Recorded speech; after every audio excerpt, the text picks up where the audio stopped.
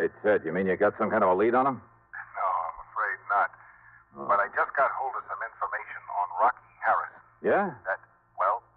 I told you after his probation was over, he disappeared. Yeah, you told me. But now, in view of this new information, plus the fact that you probably know him and his habits better than anyone else, and since Rocky is the only one who knows what he did with those diamonds... Oh, hold everything, Ted. I'm on my way down to see you.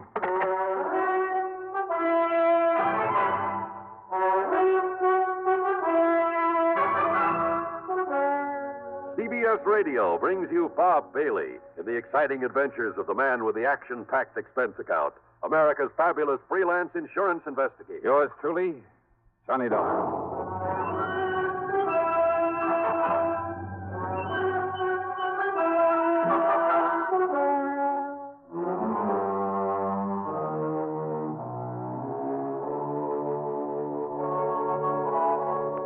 Expense account submitted by Special Investigator Johnny Dollar to Eastern Liability and Trust Company, New York City office. Following is an account of expenses incurred during my investigation of the man who waits matter. Sure, I and I alone could take the credit for Rocky Harrison's trip to Sing Sing over 7 years ago.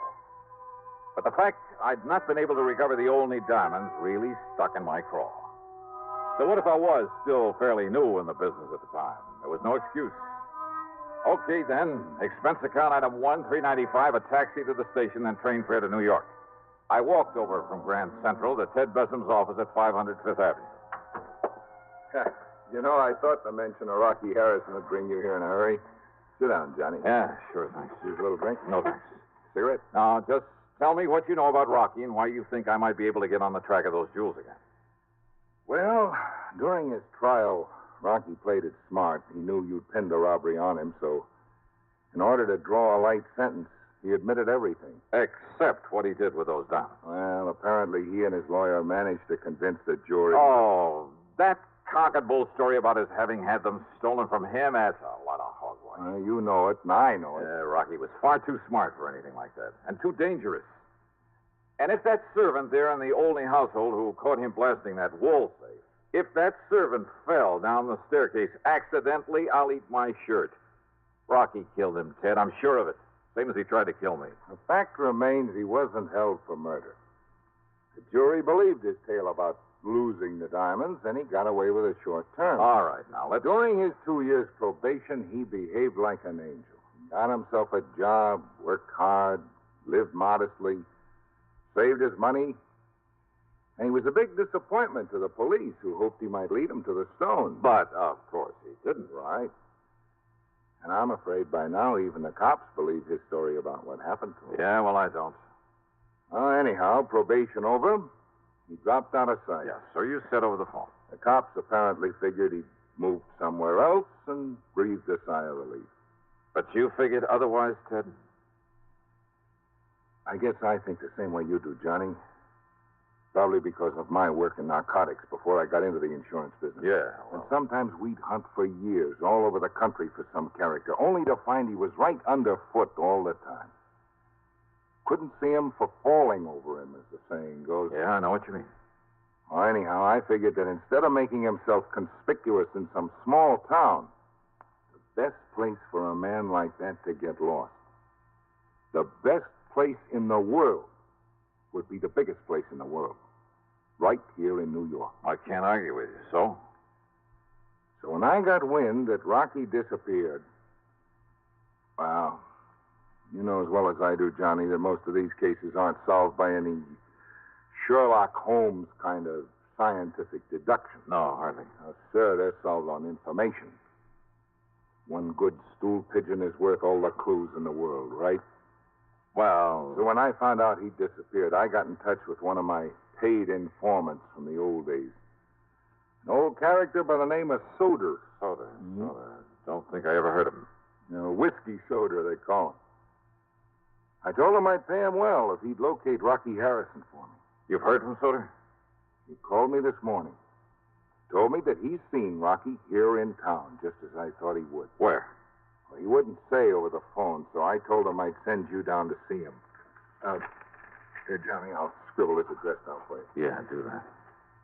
Cheap rooming house down near the Brooklyn Bridge. There you are. Good. Okay, Tom, I'll go see him. Just a minute, Johnny. Yeah? Soda made one thing clear. I don't know just how or why. I guess the why is obvious enough. Yeah? But apparently, Rocky has somehow changed his appearance so much that even his own mother wouldn't know him. But Soda recognized him. Yeah. And one other thing, Johnny. Yeah, what's that? I'm sure you know Rocky well enough to be careful. Sure. Yeah. Watch your step.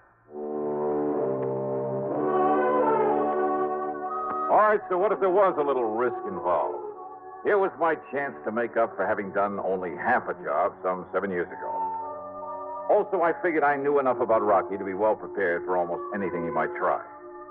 The main thing was to find out what he'd done with the Olney diamonds, and of course, get my hands on them. Expense account item 2, $1.70 for a cab to Whiskey Soda's address. It was the kind of place I'm sure the City Planning Commission will be glad to tear down.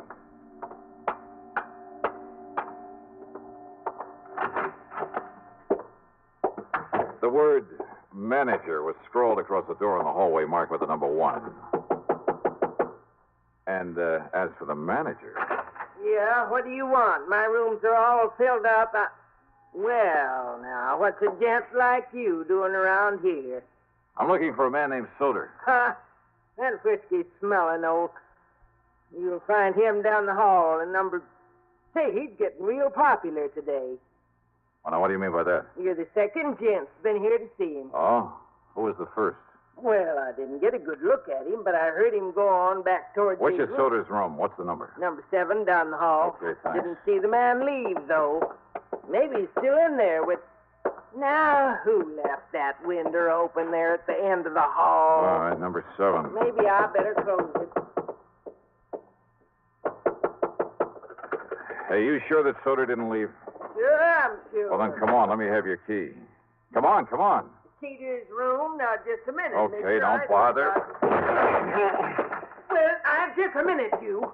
Who do you think you are, busting down this butt? Oh. Yeah. He's dead. Yeah. Somebody shot him. Right through the side of the head.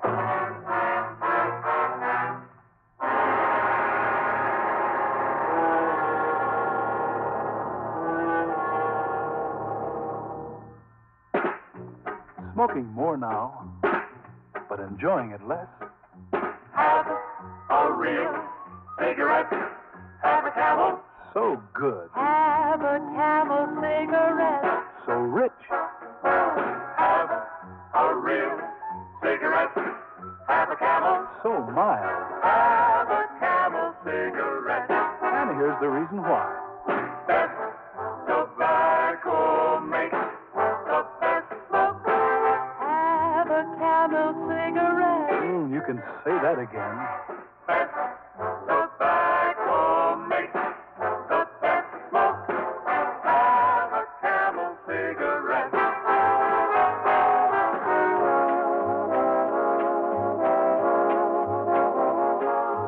If you're smoking more these days, but enjoying it less, then change to Camels, the best tasting cigarette of all.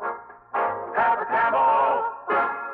Start to really enjoy smoking again. Now, Act 2 of yours truly, Johnny Dollar, on The Man Who Waits Matter.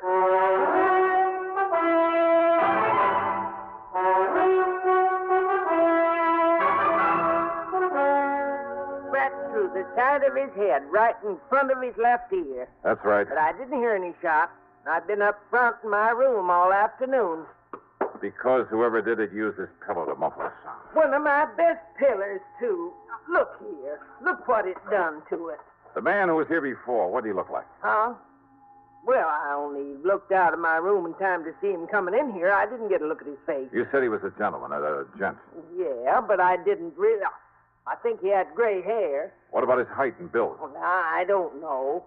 I was up front. Now, he how back. old was he? Look, I told you, mister. I don't know. Okay, here. There's a 5 spot for your trouble. And for calling the police. Sergeant Randy Singer at the 18th. Police? And my name is Johnny Dollar. Dollar? That's right. The one that's on the radio? You call the police. Tell them I'll contact them later.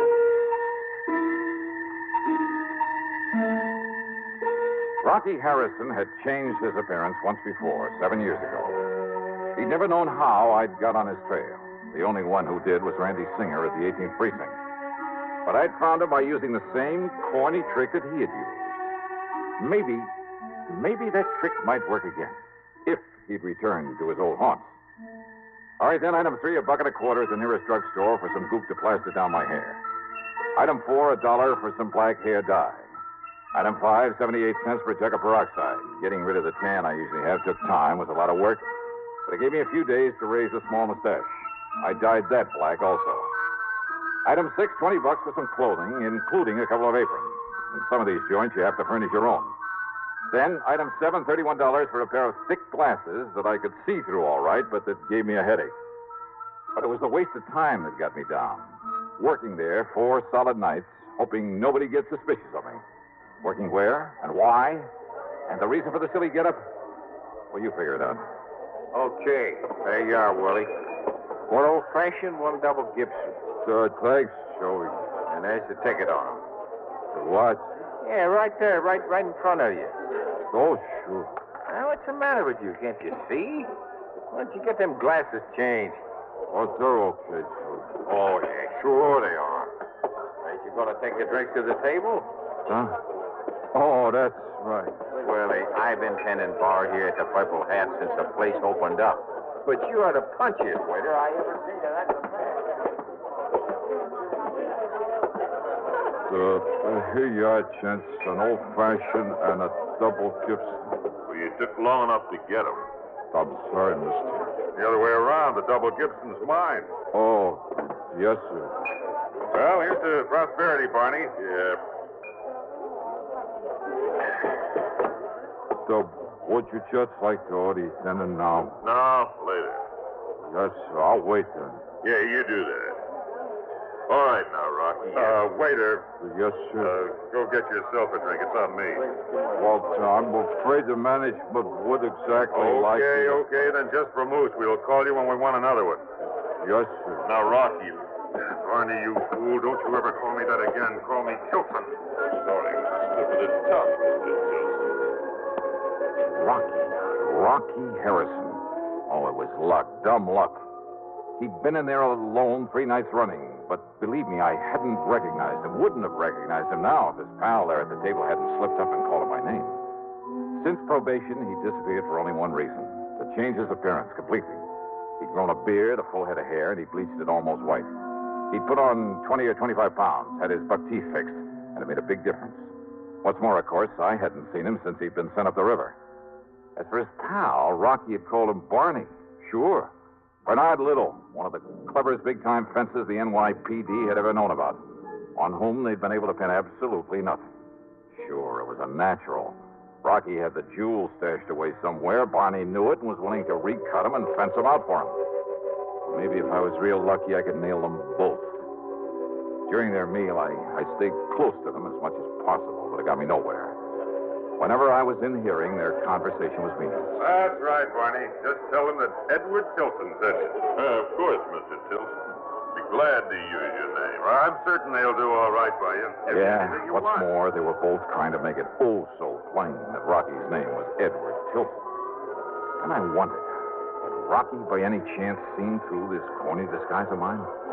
But apparently not. Okay, waiter, here you are. Thank you, sir. I'll have you changed in a minute. It's all right, boy. You can keep the change. Thanks very much, sir. Well, shall we get up? Shall we leave, Mr. Tilson? Now already. I'd like to look up the owner and compliment him on his chef. Why not?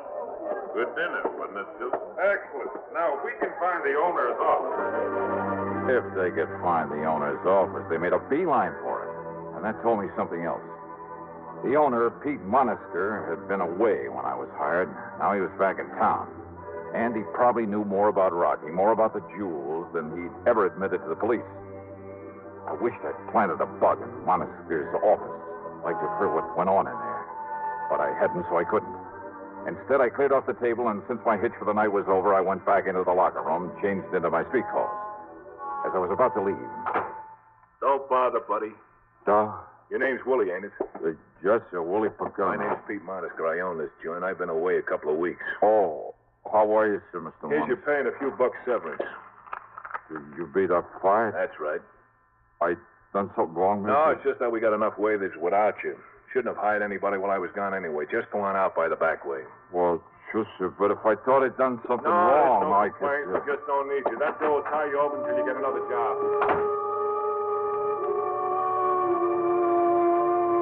I should have known, but I didn't. Not at the moment.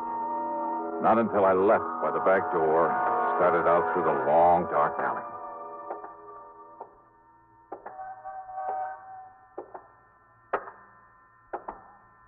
Just a minute. Huh? You're the waiter we had tonight, aren't you? Yeah, that's right. You made a real good waiter. Real good, see? So? So I got something for you, Dollar. Here. No, All right now, Dollar. You think I'm going to leave you alive? Rocky, put that thing away. The noise will bring the cops. It's all right, Barney. I'm just going to use the butt of it like this.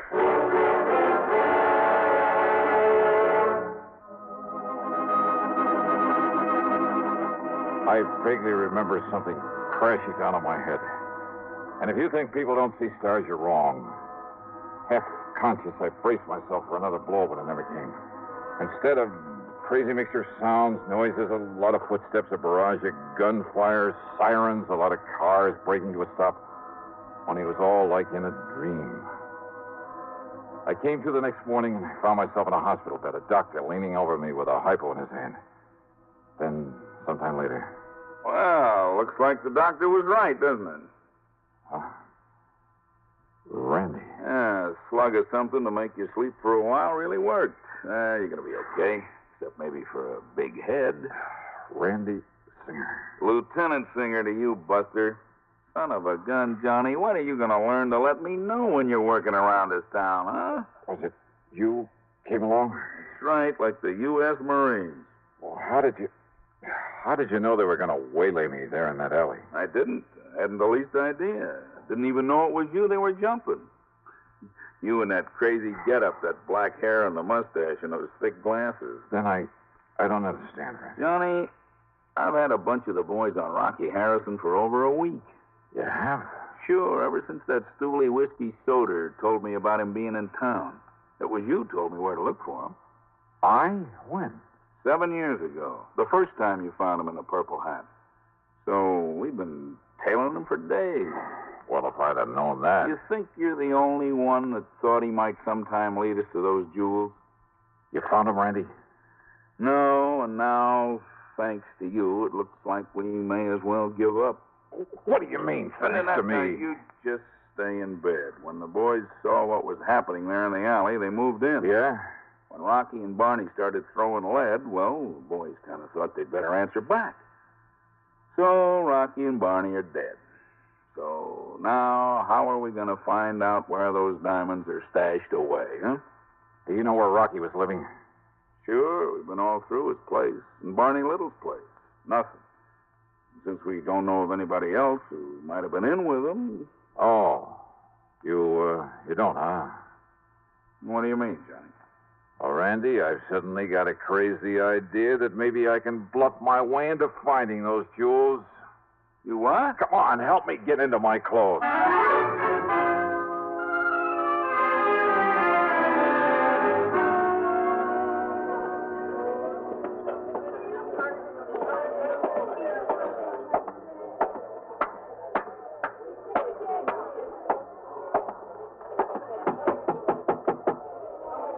Yeah, who is it?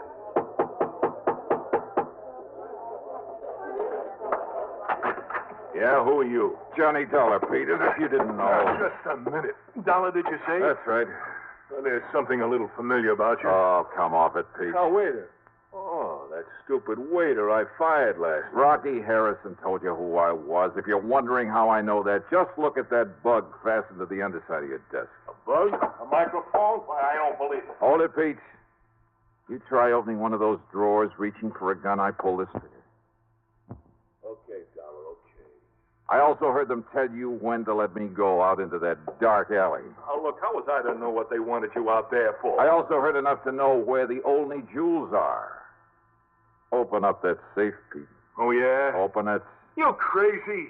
Oh, listen, Dollar, put down that gun for a minute. Open it up. Oh, look, maybe we can make a deal. 7 years of hunting for him, Pete.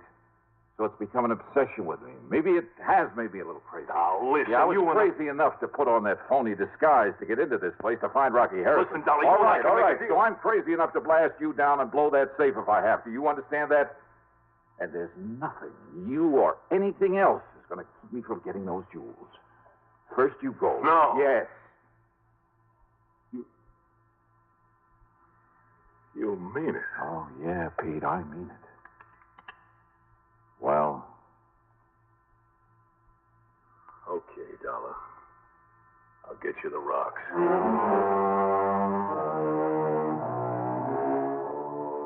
The fee on this one for recovery of the diamonds? Well, maybe the department frowns on such things, but half of the check goes to Lieutenant Randy Singer, NYPD. Good man, good friend. Expense account total, including the ride back to Hartford, well, it just about balances with what I made on my job as a waiter. Yours truly, Johnny Dollar.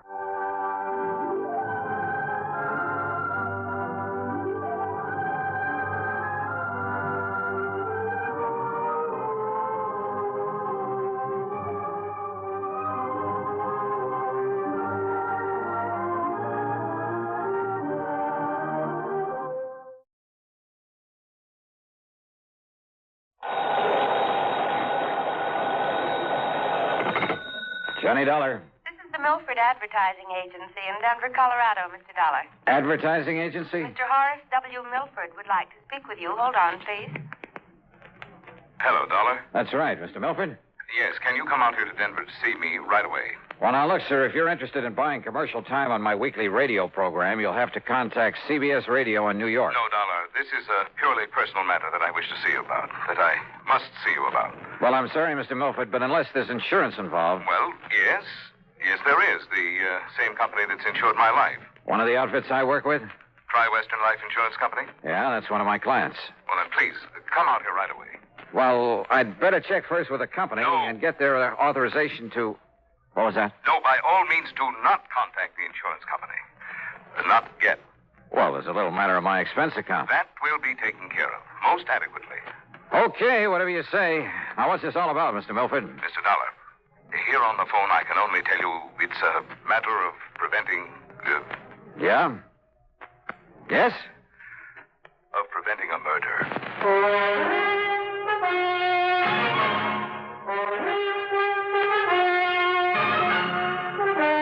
CBS Radio brings you Bob Bailey in the exciting adventures of the man with the action-packed expense account, America's fabulous freelance insurance investigator. Yours truly, Johnny Dollar. And now, Act One of yours truly, Johnny Dollar.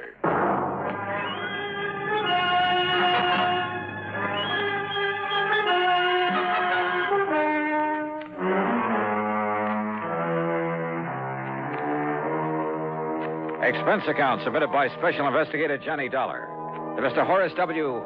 No, to the Tri-Western Life Insurance Company. You'll see why later on. And following is an account of expenses incurred during my investigation of the hired homicide matter. Expense account item 1, $77 plane fare. The big mainliner took off from Bradley Field in Hartford at 8:25 p.m. and set me down at Stapleton Field in Denver at the ungodly hour of 3:35 a.m. Item 2, $5 for a cab into the Brown Palace Hotel, where I added some sleep to the few hours I'd had aboard the plane. Breakfast was item 3, $1.50. And then I walked over to the office of the Milford Advertising Agency on California Street. Horace W. Milford was tall, gray-haired, and with a very dignified bearing. He got to the point immediately, and yet in a kind of roundabout way. Mr. Dollar, I must emphasize that this whole thing must be completely confidential. Oh? Well, now that depends. I will pay you well, very well. You sound as though there might be something illegal about whatever it is you want me to do. I can only hope that you can prevent something illegal from happening, something terribly wrong. You mentioned murder. I said prevent a murder. Whose, Mr. Milford? Yours? I'll be as brief as possible, Mr. Dollar. Time is of the essence. But first, you must know some background. Right ahead, sir. Since my wife passed away some years ago, this advertising business and my daughter Claire have been my sole interests in life. How old is Claire? She was 27 on her last... now, listen, please. I'm listening. I built this business by myself. Until 2 years ago, I made all the client contacts, planned the campaigns, wrote the copy. I bought the space and radio time, everything. And then Tony came along. Tony? Anthony Ferringer. He's my son-in-law. And he works for you, Mr. Milford? Out of pity for a young man who seemed to be struggling to make his way in the world, I gave him a job. Oh. And then by way of repaying me, I thought, he brought the Bonar Electronics account to this office. Bonar Electronics Corporation. Yeah, I've heard of them. Pretty big outfit, I understand. It means annual billings of some $2 million to us. Well, that's a sizable advertising account. Now, the point is, well, he told me later, that his means of getting it were somewhat unorthodox. Unethical is a better word. No, how do you mean, sir? He told me that he had something on officers of the Bonar organization, that he'd threatened exposure and ruinous scandal if he weren't permitted to handle their advertising here. Well, now, that doesn't seem possible with a big company. Thanks largely to my own efforts and ideas, we have established them as one of the most important companies in their field. Don't ever underestimate the value of advertising, huh? Yes, to the public as well as to the company. Yeah. Well, now, Mr. Once Milford... I took over the account, young Tony was content to sit around, collect his salary and a big commission and do nothing. Nothing, that is, but constantly remind me that he had brought the business here. I see. But, Now... Mr. Dollar, were the account suddenly to go to some other agency, it would ruin me. Oh, how so? Buying this building, setting up the organization adequately to service such an account cost me everything I had. I'm not a young man anymore. Well, is somebody else gunning for Bonar Electronics? Oh, far worse than that. Mr. Dollar. Now, wait a minute, please. I'm afraid we've got far away from the subject of murder that you talked Mr. Dollar, about. far worse than his simply falling down on the job is the fact that Tony Ferringer, against my will, mind you, because I knew him well enough not to trust him, courted and eloped with my daughter. Well, now, and Mr. it wasn't because he loved her, believe me. It was only a further step in a plan to get his hands on this advertising business of mine. You're sure of that? He had the nerve, the audacity to say so himself. I can see him now, sitting right there where you are, with a smirk on his face, blandly telling me that now that he'd lost her, he'd have to resort to other tactics. Oh, wait a minute. That he'd have to take this important account away from me by opening his own agency, and that I couldn't stop him. Wait a minute, please. You said lost her. What did you mean by that? Because of his duplicity, what he'd done to me. Because of the miserable way he treated and tortured her. Claire, my daughter, my only child. Claire took her own life. Oh, I'm sorry. Oh, the shock of it almost killed me, Dollar. Tony Ferringer was bringing my whole life crashing and crushing down upon my head. I hated him. With every fiber of my being, I was beside myself. Mr. I could see only one thing left for me to Mr. do. Milford, please, But if then, you're leading up to then what my I think clients you at are. Bonar came to me 2 days ago, and they told me they realized what had happened and why. And they assured me there was nothing Tony could do or say that would hurt them and that they would stand by me. Well, that straightened me out, Mr. Dollar. Oh. It made me realize that killing Tony, there was no point, no use in it. Well, I'm glad of that, sir. But then I'm afraid I don't see why you sent for me. Because it was too late. What? Because I had already hired a man, a professional killer. To murder him? Yes. Well, then, good heavens, man, call him off. I can't. Sure, get in touch with him and... What do you mean you can't? There's no possible way for me to reach him, contact him, until after he's murdered Tony Ferringer.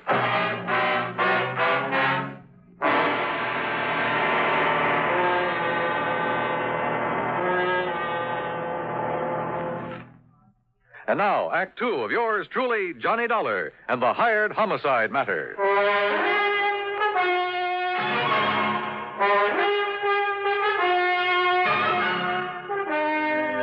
Now, wait a minute, Mr. Milford. You mean there's no way to reach this hired killer to call him off, to tell him not to murder Tony Ferringer? No, none whatever. But look here, you can't just Mr. stand... Dollar, when the only thing I wanted in life was to see him dead for all the terrible things he did to me and to my daughter, I went about arranging it very carefully. How? By means I don't need to go into here, I finally established a contact in the underworld here in Denver. Sort of a stool pigeon, I suppose you'd call him. A man named Eric Blinker. Yeah? For a price, Blinker had the killer contact me at my home. Do you know the name of this killer? Well, he only told me that if he felt it necessary to phone me or to contact me in any way before the job was done, he would identify himself as Blackie. Oh, great. Then the only thing you can do is contact this Eric Blinker again. No. Tell him to call off Blackie. Have Blackie get in touch with you. No, Mr. What do you mean, no? Eric Blinker's body was found floating down the Platte River yesterday afternoon, just before I called you. Oh, but don't you see, Mr. Dollar? Unless we can somehow contact this Blackie, he'll go ahead with the murder. The murder I arranged. It must not happen. All right, how much do you know about Blackie? What does he look like? I don't know. But you just finished telling me that he called on you to make arrangements for the killing. He came to my home at night. He insisted on talking to me from outside a window where I couldn't see him. I couldn't see him. All right, did you give him any money? $5,000 in cash. Marked? Huh? Marked bills? No. Oh, fine. Well, he said that if any of the money was marked in any way, that he would know about it and that he wouldn't hesitate to kill me. All right. When was he to do the job? He would only say by the end of the week. And this is Friday. This is Friday. And you can't give me anything to go on to find this man, Blackie? Nothing, unless he calls. Well, if that happens, you don't need me. Mr. Milford. Yes? Have you told Tony Ferringer anything of this? Good heavens, Dollar, you don't know the man. Can't you see what would surely happen if I did? He would bleed me for everything I have. Me, accessory to a plot to murder him. Don't you see what that means? Yeah, sure I do. And if you were to call in the police, it would be just as... Oh, yeah, Mr. Milford, you've really stuck your neck in a noose. Somehow you've got to get me out of this. You? What about Tony? Right guy or wrong, he's the one who's going to be killed. Well, I meant stop this thing. I don't want his blood on my hands, not anymore. Somehow you've got to stop this killing. Oh, yeah, sure, great. But how? You got any good ideas? Hey, a phony telegram, something like that. What? Yeah, some kind of a message telling Tony to get out of town. But if it weren't to reach him soon enough, or if he were to disregard it. If you were to go to the police. Oh, I'd sooner kill myself. I might as well. Or contact them. An anonymous warning, maybe. There is only one place from which Tony Ferringer might expect trouble. From me. Mr. Milford. Well... Oh, I don't know. So help me, I don't know. I'm not even sure you deserve help after what you've done. I beg you, Mr. Dollar. Hey, you told me on the phone there's insurance involved in all this. Well, when he first came with me, Tony had his life insured. He named some distant relative as the beneficiary. Through Tri-Western Life? Yes. But he didn't even name Claire in it when he married her. Yeah, well, that's beside the point now. Do you have an idea, Mr. Dollar? Is some way... No. I was just thinking it's not only your neck I've got to look out for now, but I got to keep the insurance company from having to pay off on Tony. Well, you could watch over him. Oh, yeah, sure. Sit on his lap for 24 hours a day without his knowing it? Where is he now? I don't know. Well, where does he live? Well, then you will watch over him. We'll see. Scribble down his address and phone number for me. Oh, yes, of course. He lives at 425. Now, what does he look like? About the same height and weight that you are. Here. Very good. 425. But his hair and complexion are somewhat different. Tony! That's right, Papa. And who are you, mister?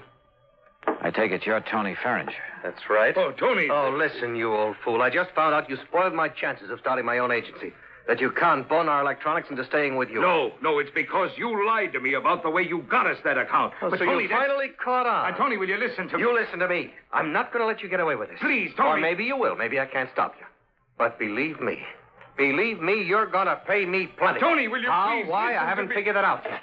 But you'll pay me, Papa. Just remember that. Wait. Oh, dear. I don't know. I don't know what to do. Just keep your shirt on, Mr. Milford. Yeah. What? Yeah. And wish me luck.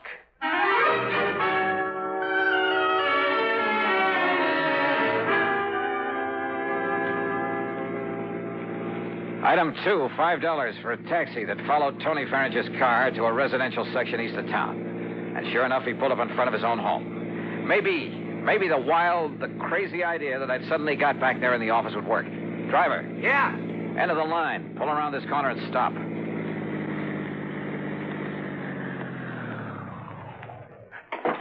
All right, here's a 5-spot. Stick around for a while. Instead of walking up to Tony's front door, I sneaked around to the back, half hidden by a hedge at the side. I hoped that none of the neighbors would see me, raise a fuss, or report me as a prowler. I rang the buzzer at the back door, then stood aside, flat against the wall, so that whoever opened it wouldn't see me. I hoped. Yes? Yes? Hello, somebody ring this door buzzer? Yeah. And now if the rest of this wild plan works out, in you go, Tony.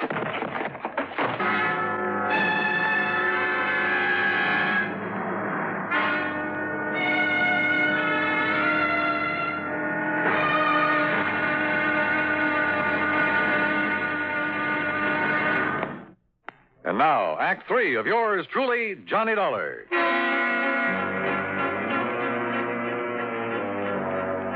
After wasting some fine Scotch whiskey, pouring it on Tony Farringer's clothes, well, item 3 was another $5 to the cabbie for helping me haul my apparently drunken friend to a cheap rooming house over on the other side of town.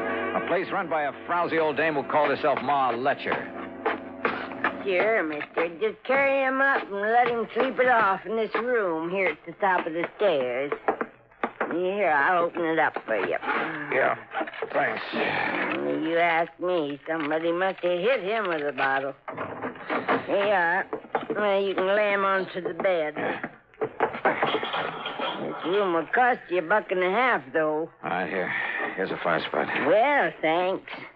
And who'll I tell him? And here's another for telling him a taxi driver brought him in here. Somebody you never saw before. Oh, don't worry. I know how to keep my mouth shut when I get paid for it. Paid good, that is. Okay, I'll make it 10 here. Well, mister, you ain't got a worry in the world. Want to bet?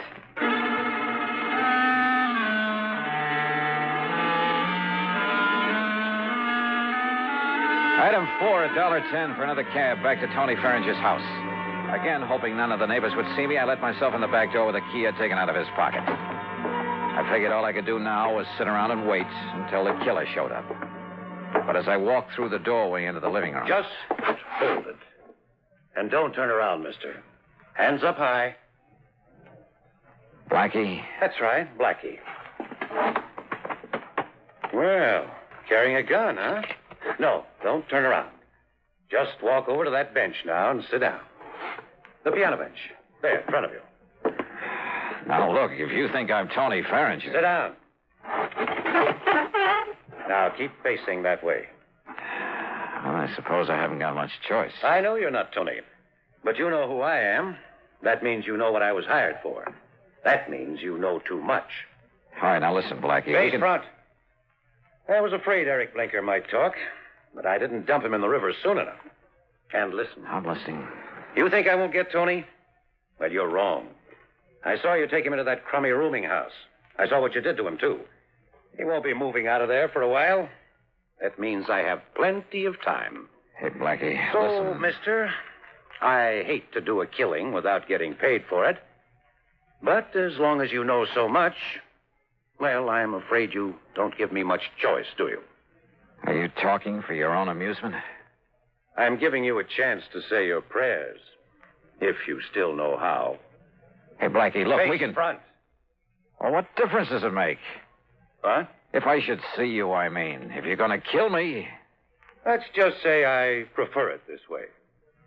Are you ready? Are you kidding? You think you're going to get away with this? I'm absolutely sure of it. And I asked you, Do you think I'd come here looking for you without taking precautions? I think you've said enough. Now, do you feel this gun in the back of your head? I could tell by his voice that he stood directly behind me. I put my right heel tightly against the leg of the piano bench. And then as I felt the cold muzzle of his gun against the back of my head, I suddenly dropped to the floor, kicking the bench against his legs.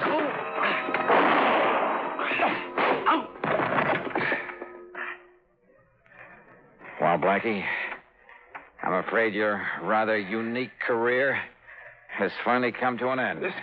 Listen, if you... Down, boy, down!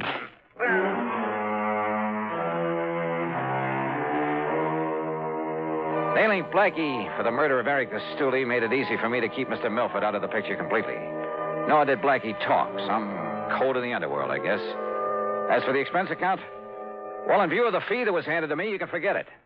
Tony Farringer, incidentally, never did quite know what happened to him. Now, will somebody please give me a nice, clean case to work on? Yours truly, Johnny Dollar.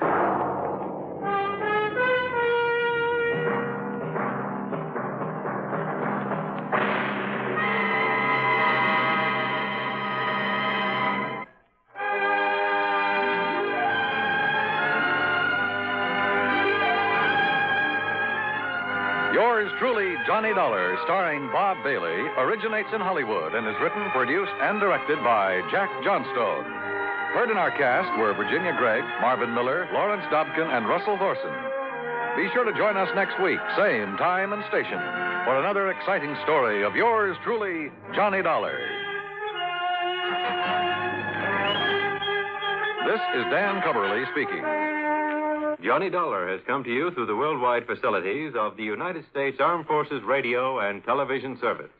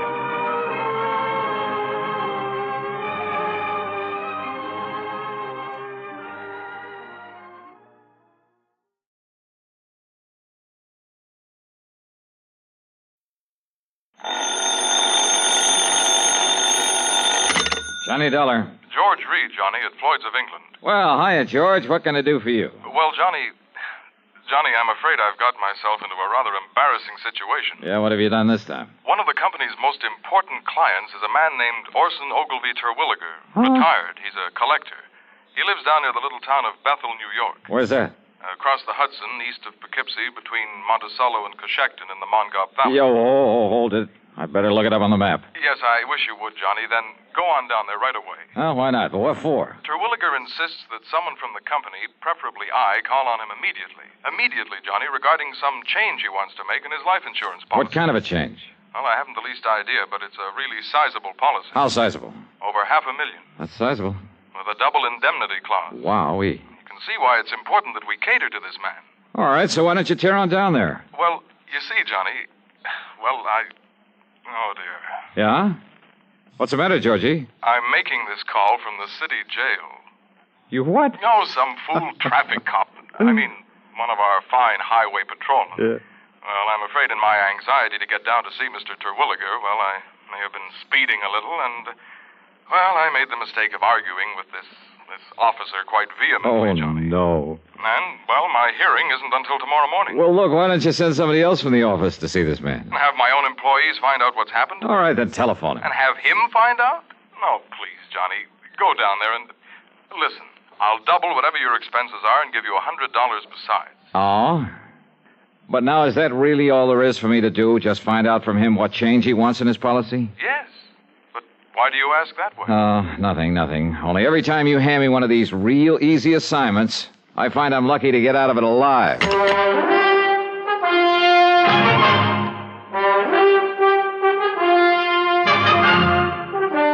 CBS Radio brings you Bob Bailey in the exciting adventures of the man with the action-packed expense account, America's fabulous freelance insurance investigator. Yours truly, Johnny Dollar.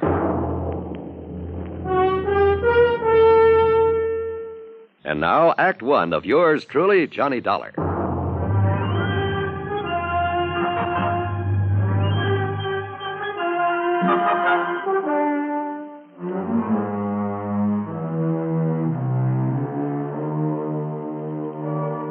Expense account submitted by Special Investigator Johnny Dollar to Floyd's of England, North American Office, Hartford, Connecticut. Following is an account of expenses incurred during my investigation of the collector's matter.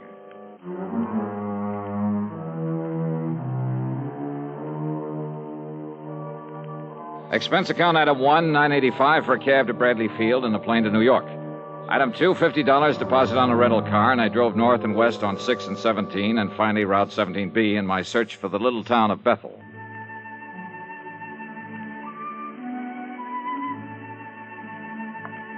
The foot of the Catskills country is mighty beautiful this time of year. No wonder it's a famous vacation spot for thousands who spend most of their lives in the noise and dirt of the big cities. Lots of mountains, trees, fresh air, and flowers. The so-called town of Bethel was little more than a crossroads with a couple of general stores and gas stations and Emma's Hotel.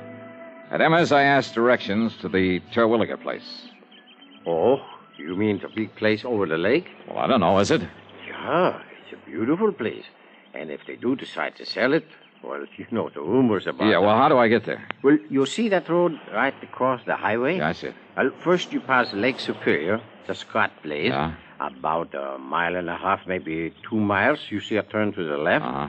It takes you up the side of the little mountain to the big house. Okay, thanks. Such a narrow, twisting road, though, so be careful when you drive. Oh, sure, and I'm but not sure... such a beautiful view it gives of Mr. Terwilliger's private lake. Oh, that's fine. I'll give it a good look. And maybe he'll show you his wonderful collection of guns and weapons that he has. Yeah, beautiful guns. Yes, I'll ask him about them, and thanks and again. when you come back, if you feel like a nice cool beer on this hot weather... Yes, I'll stop by again. Thanks.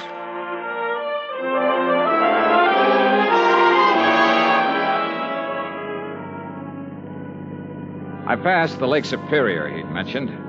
Then a couple of miles beyond, made a left turn that put me on the narrow, winding road up the side of a hill above another, a smaller lake. I wondered why Terwilliger, with all his money, hadn't improved this road, and thought of what might happen to someone trying to negotiate it too fast. Well, I didn't have time to think about it for long. Huh?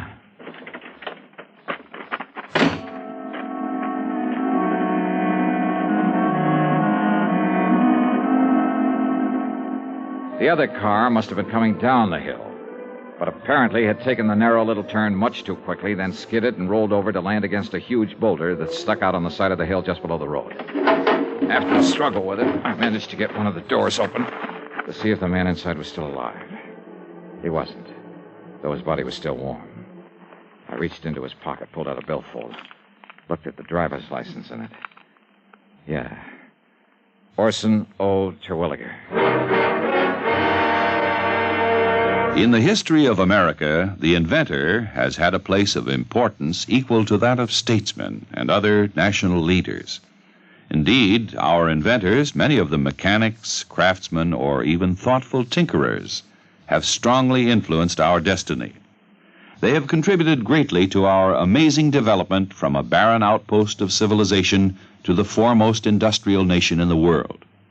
Incidentally, when we think of great inventions, it's natural to think of involved mechanisms like the McCormick Reaper, the sewing machine, or the phonograph. However, some inventions are so simple, one wonders why they weren't thought of centuries before.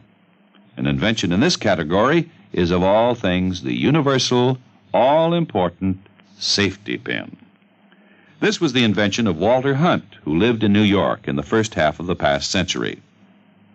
Between 1832 and 1859, he created and patented more original and worthwhile inventions than any man in the country.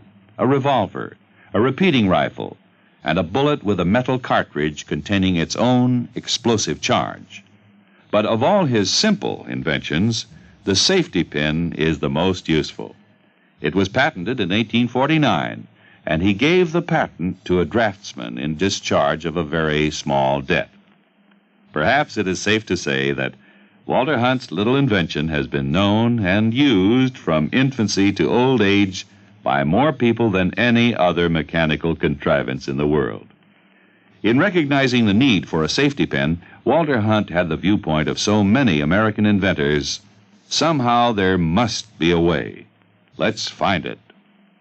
Now, Act Two of yours truly, Johnny Dollar, and the Collector's Matter.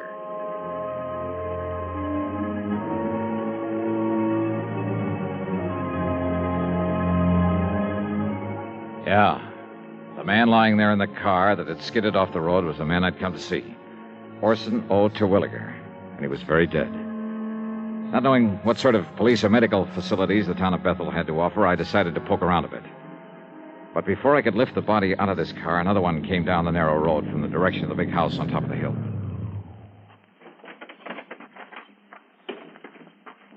Well, stranger, did you have some trouble with your... Oh, no, that's Orson's car.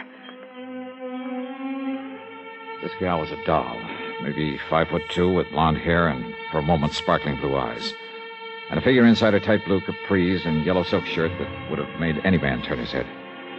She stood there a moment, staring at the body, a look of utter disbelief on her lovely face. Then I caught her as she started to slump to the ground, hands covering her face, her whole body shuddering with her sobs. I'm sorry. I'm terribly sorry. Why did a thing like this have to happen? Just when Orson and I were... Easy now. Easy. Just take it easy. If it makes you feel better, go ahead and... No. What good is it to cry over him? It won't bring him back to life. No, I'm afraid nothing will now. Why does it have to happen to people like... I'm terribly sorry. I didn't mean to throw myself into your arms. That's perfectly all right. The shock of suddenly... I'm Blanche Terwilliger, his wife. Who are you? My name is Johnny Dollar. Johnny Dollar? The insurance investigator? Yes, that's right, Mrs. Terwilliger. Your husband had asked that someone for the office. Sounds like a terrible thing to say, Johnny. Yeah? But I'm glad it was you who found him there. Oh? After all the awful things that people... Only they aren't true at all. They never were. Well, I suppose we'd better call Dr. Parker and the police and... Shall we go up to the house, Johnny? Yeah. Sure.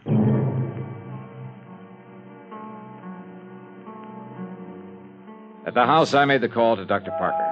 In a matter of minutes, he and another man, a Mr. Harry Allen, arrived, and together we went back and inspected the scene of the accident. No question to me. No question at all. Yes, Mr. Dollar, I'm the whole police force here in Bethel. Somebody's got to do it. I see, Mr. Allen. Chief. Don't you agree, Doctor? Plain as day, isn't it? Yeah, Chief. Mr. Dollar, it's just an unfortunate accident. Those marks on his head and body are simply a result of the car rolling over. All of them, Doctor? Why Orson didn't know better than to take this turn too fast is... What did you say, Mr. Dollar? Well, this bruise on his forehead when he struck the windshield. That's right. Killed him instantly. And here, on his chest, from the steering wheel. Uh-huh. But that round contusion, I guess you'd call it, there behind his left ear. Small, a perfect circle. Something inside the car when it rolled. Was it? Yep. Maybe. Suppose you show me one thing, anything, inside the car that could have made that clean, clear mark. Now, you look here, Dollar. Yes, Chief. It was pure accident that killed him, no doubt about it. The doc knows it, I know it, and you know it. Just because you're one of these high-powered, big-city-type special investigators, just don't let your imagination run away with you. Chief is right, Mr. Dollar. Sure. Now, come on. Let's haul the body up to the house and help Mrs. Terwilliger make arrangements with that funeral home down to Monticello. Anything else we can do. Very good idea, Chief. And, say, Dollar, you're a healthy young buck with a sharp eye. Now, what's that supposed to mean? Well, now you tell me the truth. Don't you think Terwilliger's wife is one of the prettiest girls you ever did see? Yeah, she is. Such a shame that she and him never really... Rumor, Chief. That's just a lot of idle gossip. Yeah, Doc. I guess you're right. Is he, Chief? Huh? I wonder.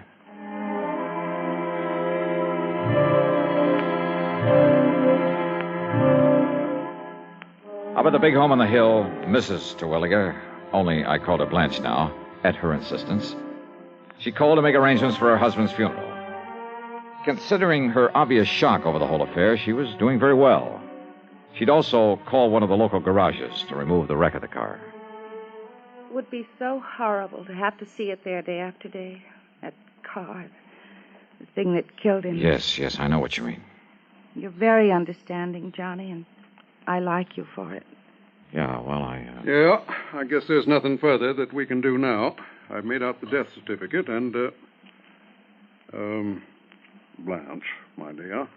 Yes, Doctor. You sure you wouldn't like to come down the hill, stay with Mrs. Parker and me until this is all over? Oh, no, Doctor, but thank you very much. You've all been wonderful to me, and I appreciate it. That means you too, Chief Allen. Oh, now, it's a real pleasure, Miss Blanche. Well...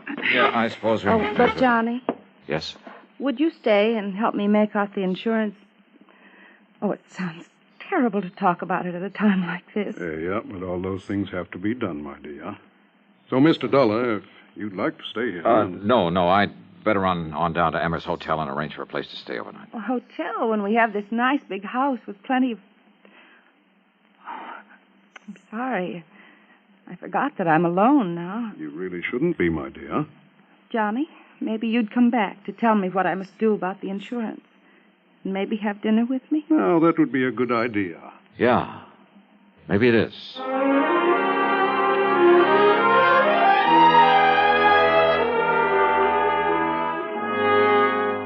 Expense account item 3, 90 cents for a phone call at Emmer's Hotel.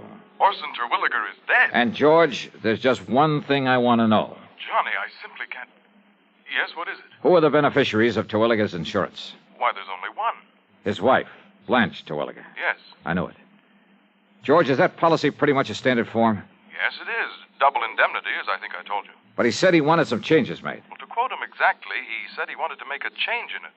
But frankly, I can't imagine what or why. 5 will get you 10. He wanted to change the beneficiary. Really? But the beautiful Blanche played it smart. She didn't give him a chance. Yes, I suppose that is a... What? Yeah. Now, Johnny, no, listen. If you mean what I think you do, what I mean is... Yeah, George. Give it some thought.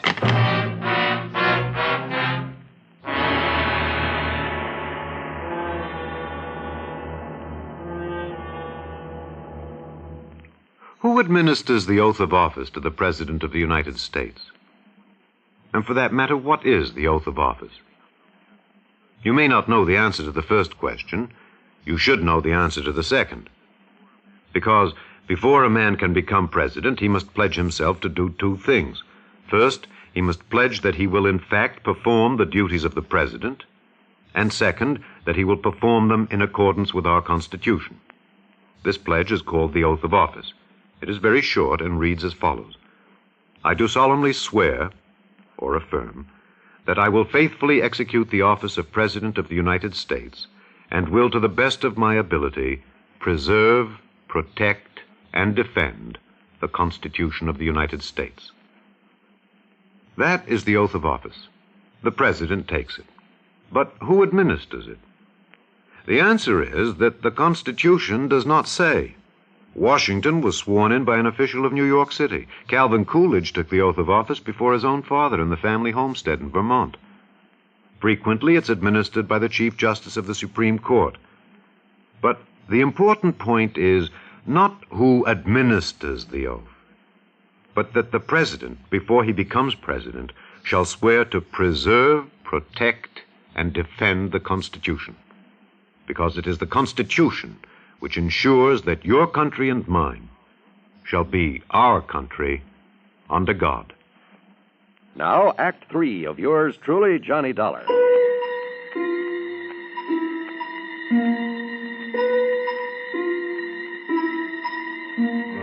Dr. Parker and Chief Allen were convinced that Terwilliger's death was accidental.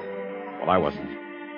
Yet, all I had to go on, some talk the Terwilliger place might be put up for sale, meant nothing in itself unless I could find out why.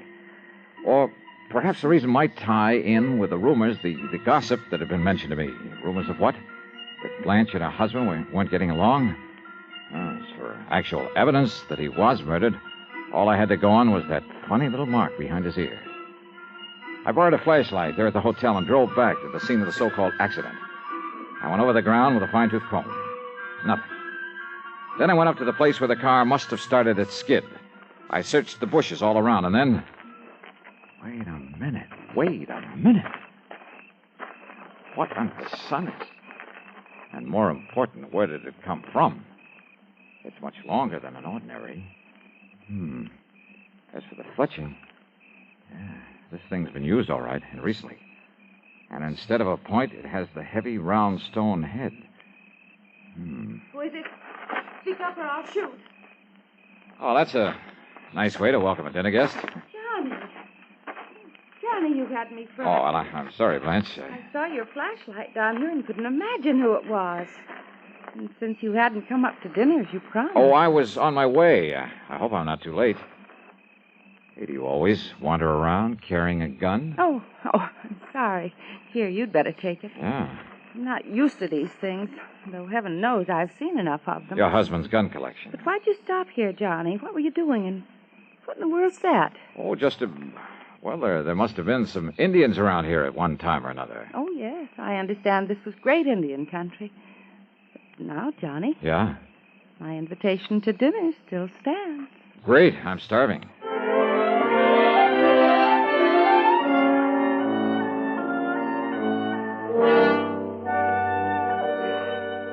Oh, mighty fine dinner, Blanche. More coffee? I'm almost embarrassed, though. Now, why do you say that? But a chance to be close to someone is, well... More coffee? Oh, no, thanks. Not another thing. Well, then, let's go in by the fire in the library and talk. Johnny. Yeah? It's a great comfort to have you here, and Thanks. You don't mind if I hold your hand? Kid stuff, huh? No, it isn't. Now, this collection of weapons you were going to show me. No, you have to look at it. Well, I'd kind of like to. All right. It's in the library, too. Okay. You know, Blanche, with your figure... What I meant was you must have been quite the athlete when you were in college. Now, what brought that on? Swimming? Tennis? That sort of thing? Sure, everything. Blanche Ransom, girl athlete. Pistol team? The way you handled this gun a while ago. Only a person who knows guns has the proper respect for them. Well, I still don't like them. Then all things considered, it's better that I keep this one. What? All things considered? Your husband had to drive very slowly around that curve, didn't he? Yes, but I guess he didn't for once, or he wouldn't have... Slowly enough so that somebody couldn't have missed him with a pea shooter, much less a deadly weapon. Johnny, what in the world... Archery was your best event, wasn't it? Archery? Yeah. I'm afraid that's why I took your hand. Johnny. Calluses like that come from only one thing, using a heavy bow, a hunting bow. This one here on the wall? Now, Johnny, listen, honestly. Honey, why did you do it? Why did you do it, Blanche?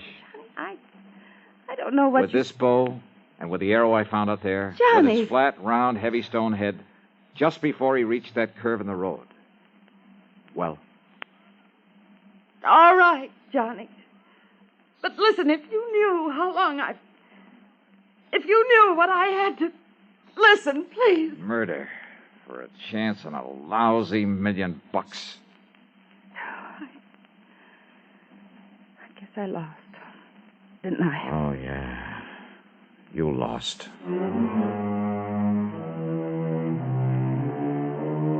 And according to the law, no person convicted of the murder of the decedent shall be entitled to any portion of the estate, including the insurance. But just don't forget my commission on that amount. Expense account total, including room and board at Emmer's and the trip back to Hartford, $185.60. Doubled. Yours truly, Johnny Dollar.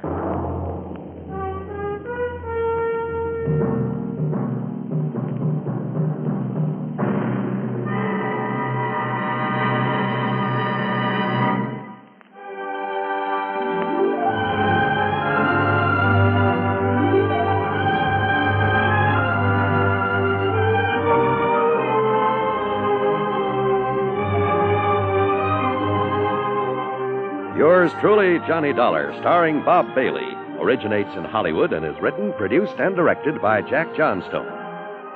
Heard in our cast were Virginia Gregg, G. Stanley Jones, Forrest Lewis, Vic Perrin, and Bart Robinson.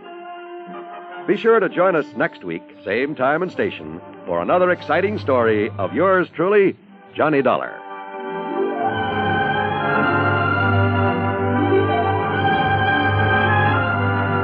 This is John Wall speaking.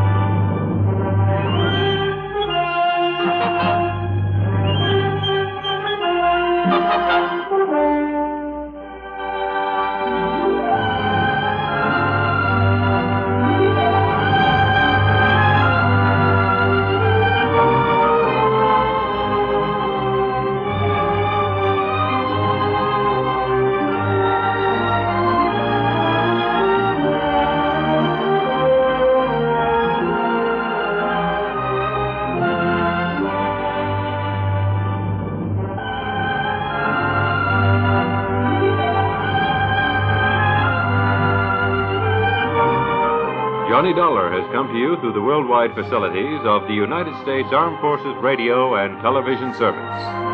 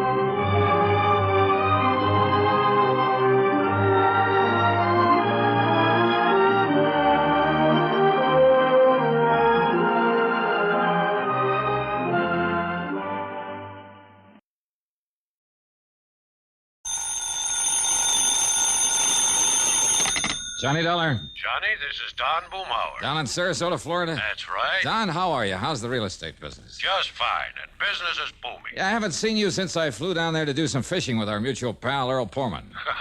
That one with his misguided sense of value. Now, what's that mean? Oh, he trips out to California all the time. And this time it looks as though he might stay out there. Don, I think all you Floridians are jealous of California. Now, Johnny, you think we'd ever admit it, even to ourselves? Be rank heresy. Anyhow, with Earl Poorman out of town, at least for a while, I'm kind of holding down the office of Tri-State Life and Casualty these days. So, what happens? Trouble. Client's name is Thomas Patterson. All right, what's happened? Somebody knock him off or something? No, not yet. But a few years ago, when he was living up in Jacksonville, well, Tom was the sole witness to a murder. Yeah? The killer was tried and sent to state's prison. Uh-oh. Huh? So now this killer's on the loose, and you figure Tom Patterson's life isn't worth a bag of beans. That's it, exactly. Want to come down here and see what you can do about it? Nope. Now, But, Johnny. okay, Don, I'll grab the first plane I can.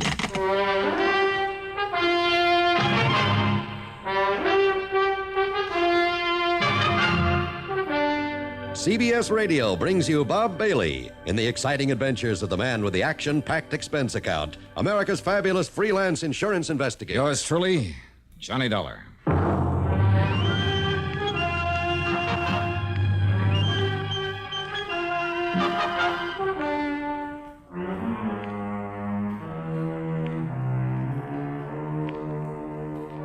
Expense account submitted by Special Investigator Johnny Dollar to the Tri-State Life and Casualty Insurance Company, Sarasota office. Following is an account of expenses incurred during my investigation of the deadly debt matter.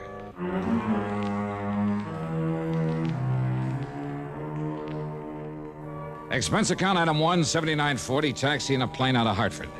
The flight was good, and by early afternoon, I was in Don Boomhauer's real estate office in Sarasota, Florida. After the usual amenities. Now, let me lay it all out for you, Johnny. Yeah, sure, Don. Go ahead. And to begin with, the life insurance policy involved has a face value of $70,000. Let's see, then. My commission will come to, Don't you ever think of anything but money? Sure. Like what? Well, right now I'm thinking about the chances of staying alive. After all, with a killer on the loose, well, at least the thought of a few bucks coming to me could help me die happy. The insured's name you said is Thomas Patterson? It is now. Huh? Some years ago, Johnny, young Tommy lived up in Jacksonville, worked as a milkman. Uh-huh. Early one morning, that was in 1951, he pulled up in front of an alley just in time to see a man named Casey Carey shoot down a fellow named Harker, who just happened to be busy at the moment blasting away at Carey with a .38. Oh, so Carey pleaded self-defense, huh? Well, he tried to, but the jury wouldn't go for it. You see, there'd been a long-standing feud between the two of them. Uh-huh. Only reason they didn't give Carey the chair is because Harker had a record as long as your arm. I see. Instead, Carey was given 10 years to life. I see. The point is that Tommy Patterson's testimony was what really convicted him. So, of course, he made the usual melodramatic threat. Oh, yeah, that he'd get Patterson if it was the last thing he ever did. He didn't care when. He'd be in no hurry. But sooner or later, he'd track him down and kill him. Mm-hmm. So what's happened? Tom had just got married, started a nice little family, 2 boys and a girl. So Carey's threat scared him as much because of the wife and kids as for himself. Yeah, but now, Don, you know as well as I do how little those courtroom threats usually mean. Now, wait. Yeah? About that time, some relative died and left Tom a considerable sum of money. So he changed his name, legally. Changed it to what? To what it is now, Thomas K. Patterson. What it was before doesn't matter. Okay, go on.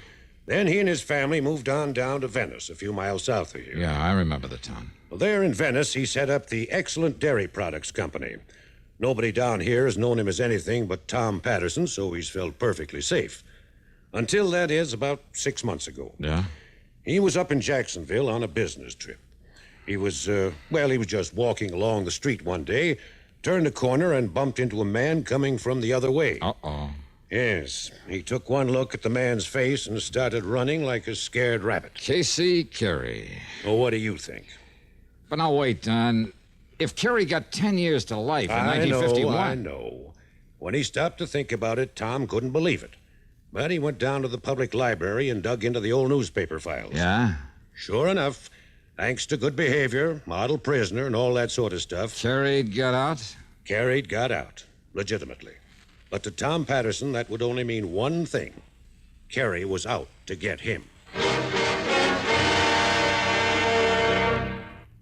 In the exciting history of great American inventions and inventors, there is no one who stands out with the eminence of Thomas A. Edison.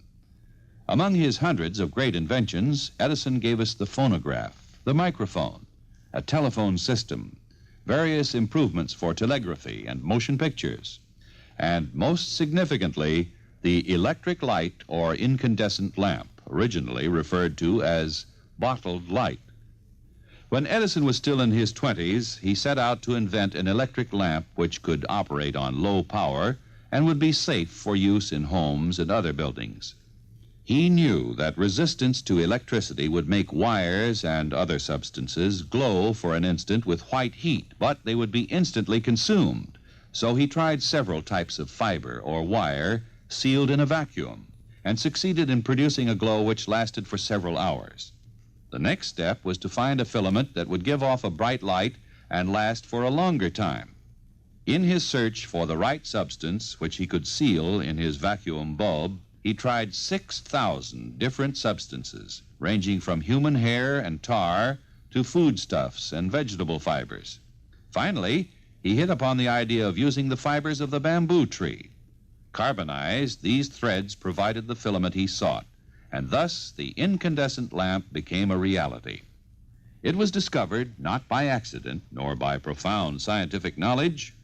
It was the result of tireless effort and endless trials. Edison, like so many geniuses before him, found success through determination and the philosophy which has blessed the work of most American inventors. Somehow there must be a way. Let's find it. And now, Act Two of yours truly, Johnny Dollar.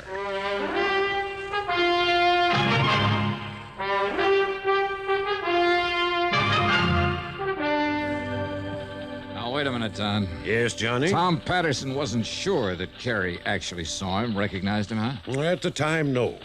After all, Tom had only had a very brief glimpse of the man, and the man had made no attempt to go after him. Uh-huh. But he's sure now that it was Carey. Yes. All right, so what did he do? He drove on back to Venice, quietly bought himself a Colt 32 and got a permit to carry it. Did he tell the police why he wanted the gun? No. Of course, all along, Johnny, Tom had hoped that Carey hadn't recognized him. That even if he had, he wouldn't know where to look for him. But, now, Don, unless this man Carey has made some move against him... Now, just wait, Johnny. Okay. Tell it your way. A couple of months ago, Casey Carey appeared and settled down in Venice. Oh? Yes, he rented a small house and got himself a job in charge of one of the filling stations on the trail. Well, that doesn't sound as though he moved in just to carry out his threat against Tom Patterson. Needless to say, Tom tried to avoid him. But now and then, when he'd see him on the street or forget and go past the gas station, it was Carey who'd avoid him. Pretend not to see him. Don... I know what you're thinking, Johnny.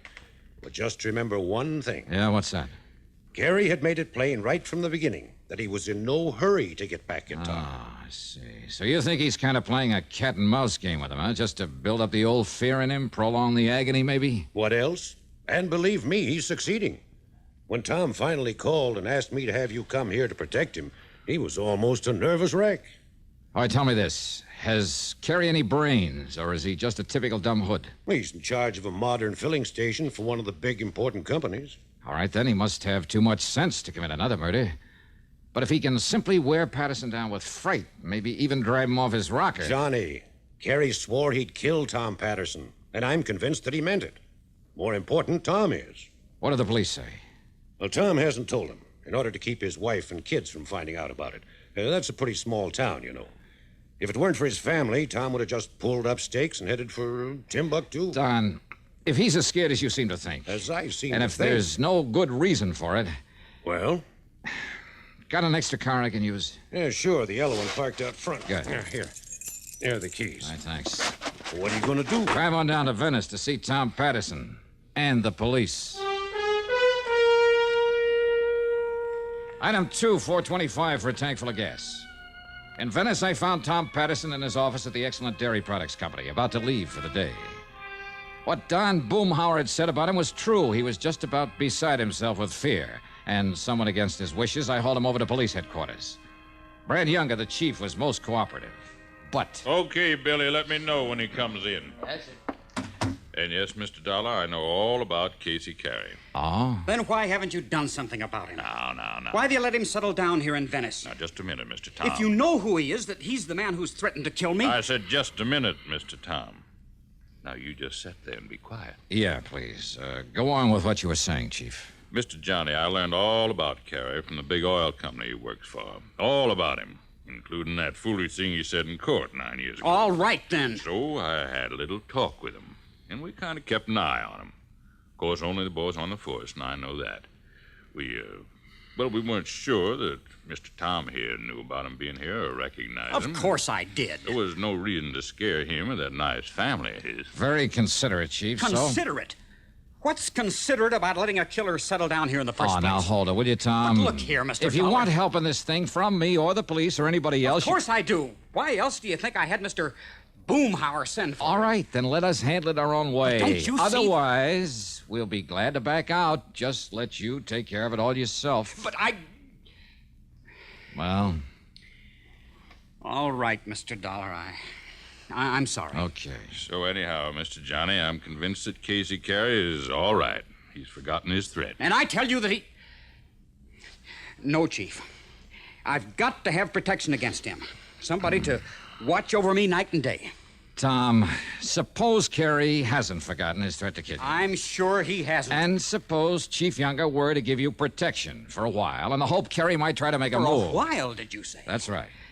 He said he'd be in no hurry to get me. I know and that. And he's waited 9 years so far. He'll wait longer if he has to, but sooner or later he's...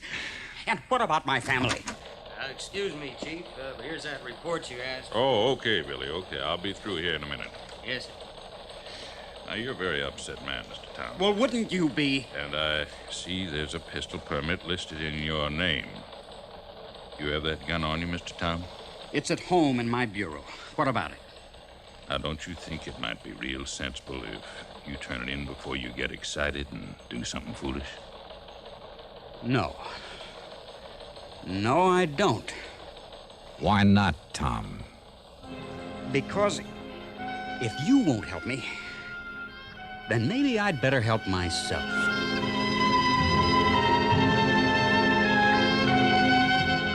I took the chief aside and promised I'd stay with Tom Patterson, if possible get his gun and turn it in. Then Tom and I left. As we rounded the corner, we passed Carey's gas station. No, Mr. Dollar. He's off duty this time of the evening. Oh? You know where he lives? Yes. Where? Because that's where we're going. What?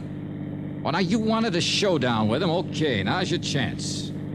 But without my gun? You can't be serious. While grabbing a sandwich and some coffee, that's item 3, $1.40, I managed to sell him on the idea. Then we drove on over to Carey's house on a lonely side street.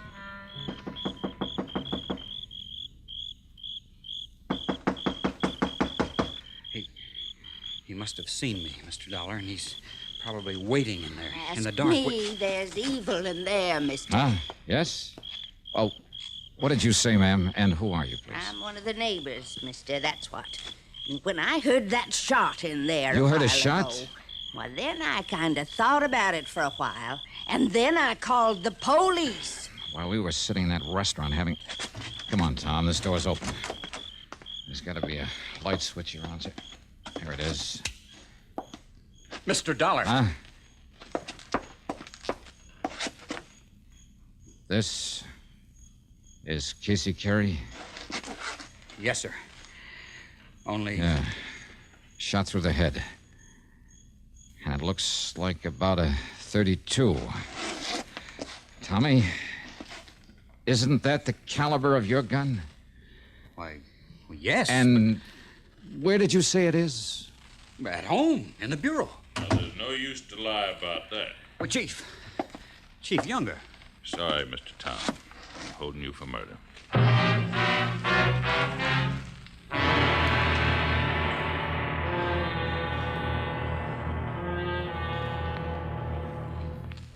Gold is considered more precious than silver. And because it is, we find it hard to understand why silver takes precedence over gold in the military insignia of rank in the United States. At one time, except for the silver stars of generals worn on epaulets of gold, the color of an officer's insignia of rank depended on his branch of Army service. Infantry officers wore epaulets of silver with insignia of gold. All other officers wore the opposite. In 1851, all epaulets were gold with silver insignia. But majors and second lieutenants had no insignia at all, except for a difference in size of the epaulet fringe. Between the Civil War and the Spanish-American War, most epaulets were abolished, and majors were given gold leaves to indicate their rank. But the poor second lieutenant had to wait for his gold bar until, and believe this or not, 1917. Regardless of the date of establishment, all military insignia have been a source of pride for members of the armed forces of the United States of America. And now, Act 3 of yours truly, Johnny Dollar and the Deadly Debt Matter.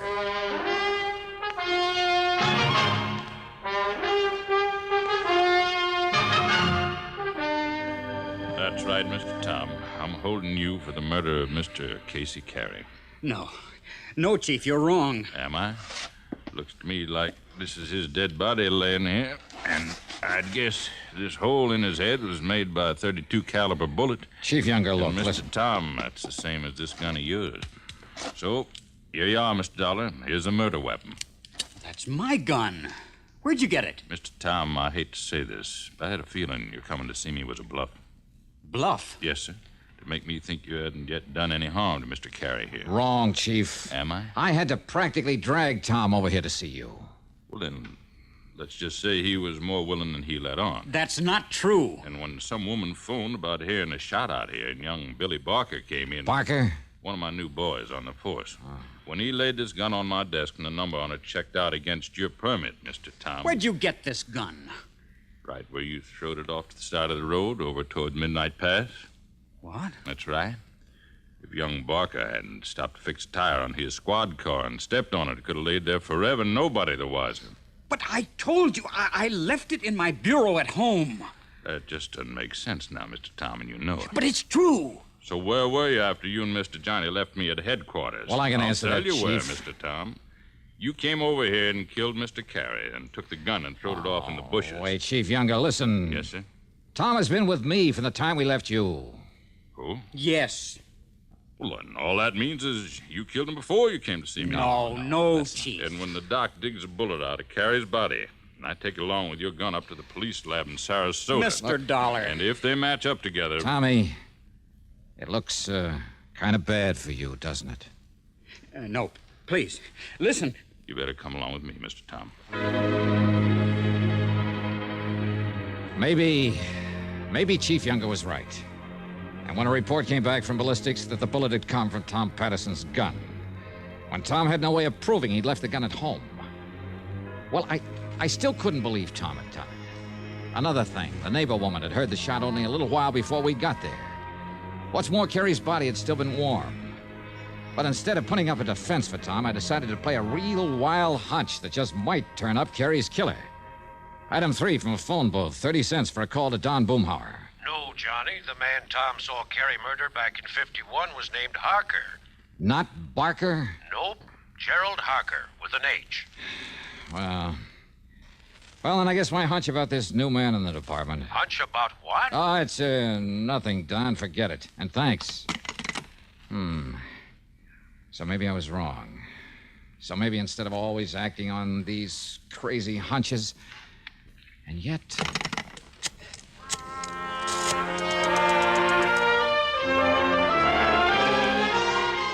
Item 4 was $1.10 for a call to Jacksonville to Mike Kirby in the city room of the Times-Press. And bless him, he came up with some mighty revealing information for me. And then he worked for a while on the police force, Johnny. Oh, they're in Jacksonville? That's right.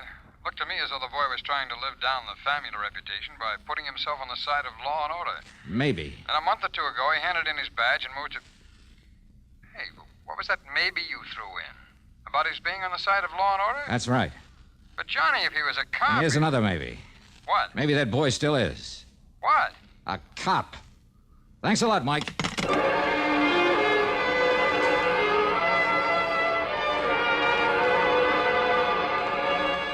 I went back to police headquarters where Chief Younger was half asleep at his desk. I told him I wanted to have a little talk with one of his men. No, Mr. Johnny, but it's after midnight, and he doesn't come on duty until late in the morning. But okay, if you insist, I'll call him, get him out of bed, and have him come down here. And then about half an hour later, they're in Chief Younger's office. Something special, Chief? Get me out of bed this way? Billy, I want you to meet Johnny Dollar. Mr. Johnny, this is Billy Barker. Hi, Billy. Mr. Dollar? Only, why did you change your name from Harker when you came down here to Venice? Huh? What's that, sir? I'm afraid it was a dead giveaway. I don't know what you mean, sir. I'm sure I do.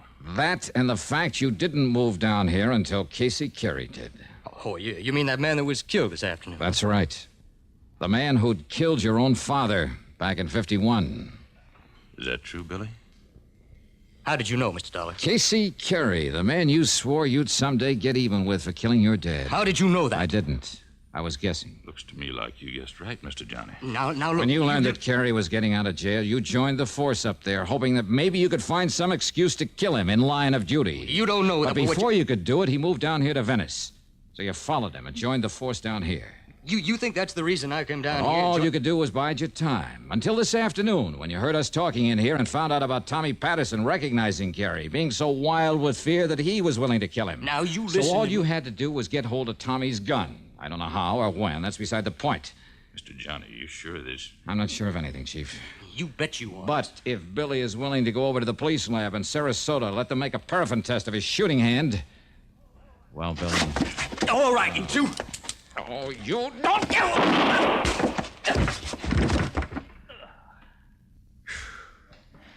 Chief, you want to let Tom Patterson out of that cell so he can go home to his family?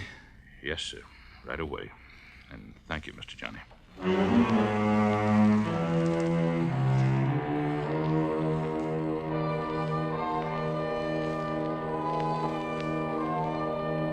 Expense account total, including our motel room, some fishing out in the Gulf with Chief Younger the next day, then the flight back to Hartford. Call it $200 even. Remarks? The fishing was great. Yours truly, Johnny Dollar.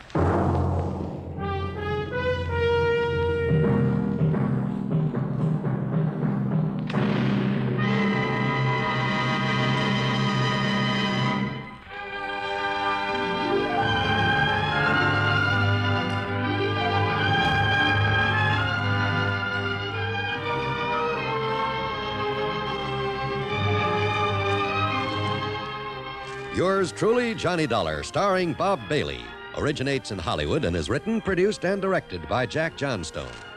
Heard in our cast were Virginia Gregg, Russell Thorson, Barney Phillips, Sam Edwards, Bert Holland, and Stacey Harris. Be sure to join us next week, same time and station, for another exciting story of yours truly, Johnny Dollar. This is John Wall speaking. Johnny Dollar has come to you through the worldwide facilities of the United States Armed Forces Radio and Television Service.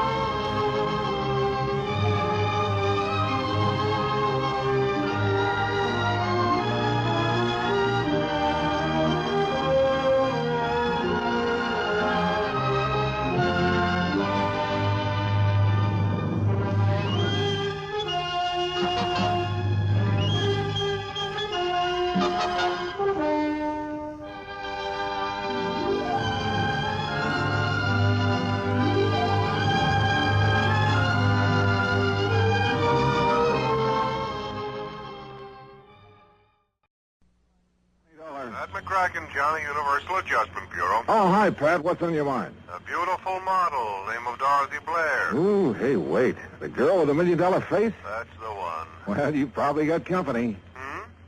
She's on a lot of people's minds. Well, she's no daydream to me. She's a nightmare. How come? Well, that face of hers may not be worth quite $1 million, but it's worth at least $100,000. That's what we've got it insured for. So? So it looks like somebody's trying to tear it up. The policy? No, her face. She got slugged last night. Want to look? At her? Sure, I'll be right over.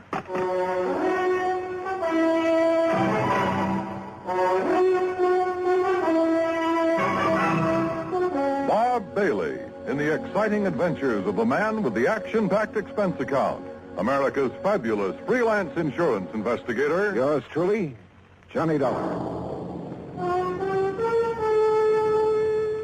And now, Act One of yours truly, Johnny Dollar.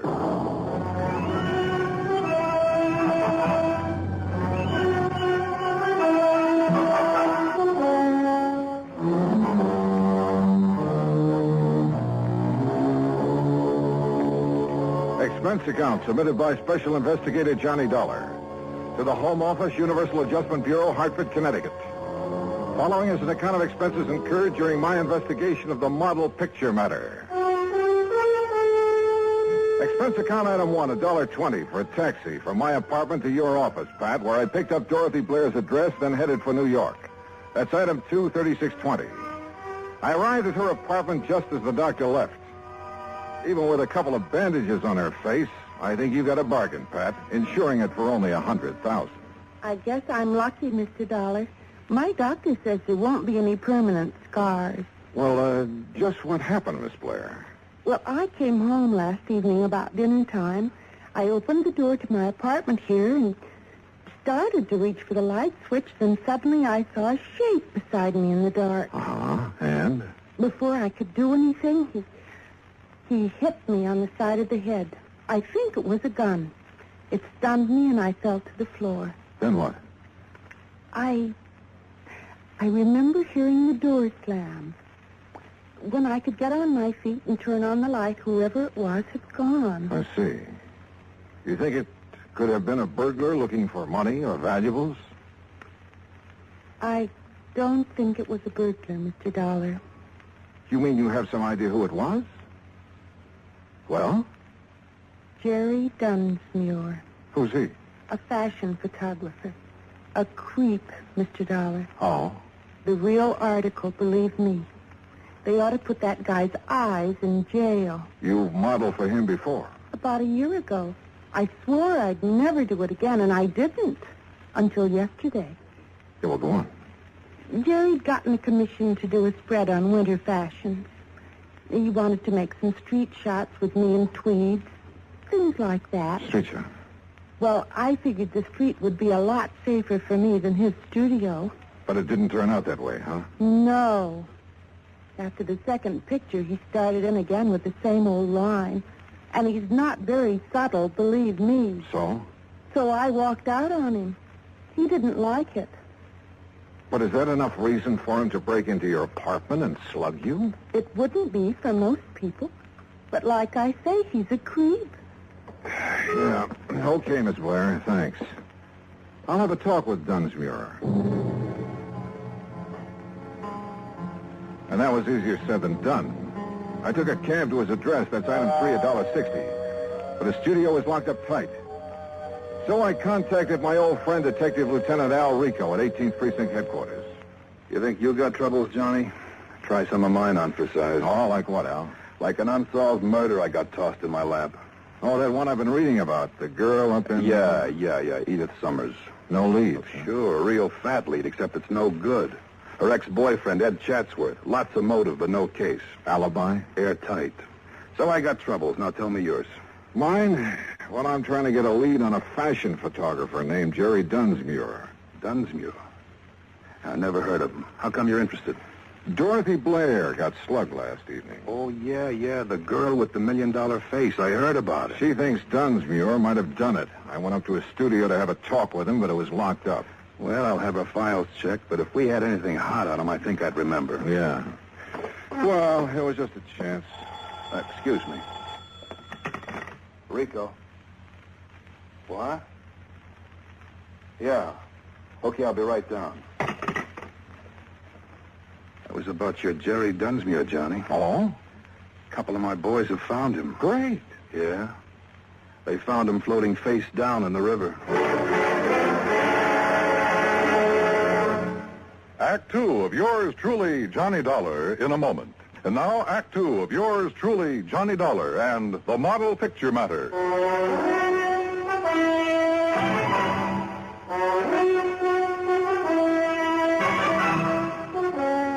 Expense account item 4, $1.80, cab fare back to Dorothy Blair's apartment. She had company. I'd like you to meet Edward Chandler, Johnny. Hi. Glad to meet you, Mr. Dollar.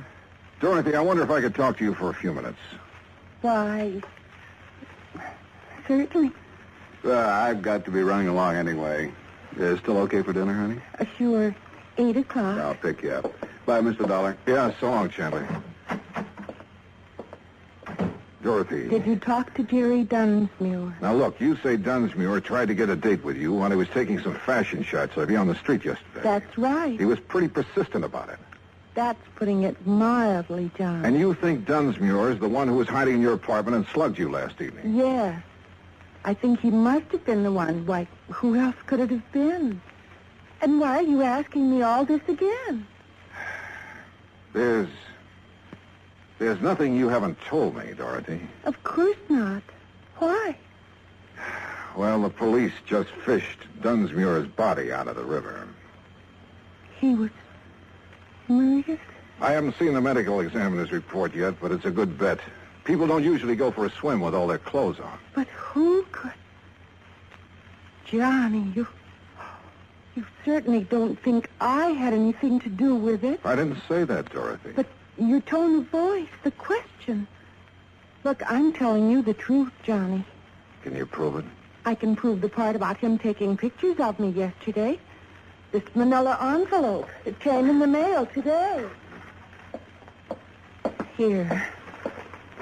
It's from Dunsmuir's studio. He always sends me prints. See? Here's one of me in a tweed coat. Here's one in a fingertip length. Okay, so he took pictures. I still want to know why you think it was Dunsmuir who slugged you if you couldn't see his face in the dark. Why, I guess because of the way he looked at me yesterday afternoon when I told him to stay away from me, not to call me again for a job. Oh, Johnny, believe me. You didn't see him after that, huh? Unless, of course, he was the one who slugged you in the dark. No. I didn't have anything to do with what happened to him, and I don't know who did. It's the truth, Johnny. Okay, Dorothy. If it is, I'll find out sooner or later.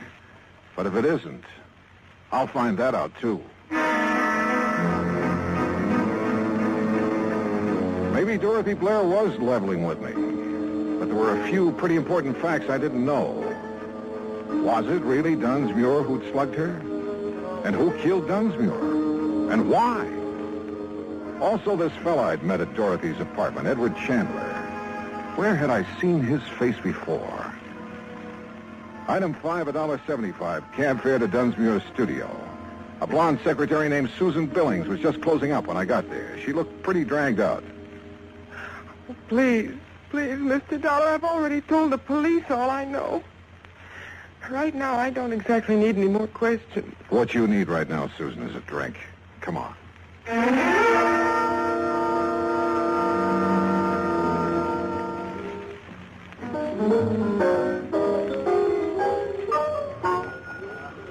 Feeling better, Susan? Oh, yes. Thanks. But I really don't know anything that would help you, Mr. Dollar. How long did you work for Jerry Dunsmuir? About a year. And you can't think of anyone who would have reason to kill him? Nobody.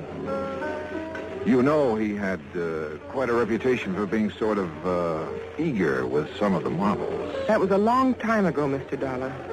He changed. Not according to Dorothy Blair. I'm not interested in Dorothy Blair or lies about Jerry. Tell me, do you happen to know a man named Edward Chandler? I met him at her apartment. No. Did Jerry Dunsmuir ever mention him? Not that I remember. So you think Dunsmuir had straightened himself out, had he? I know he had. How can you be sure? He told me. Oh, but You look, see, Mr. Dollar, Jerry and I, we were going to be married.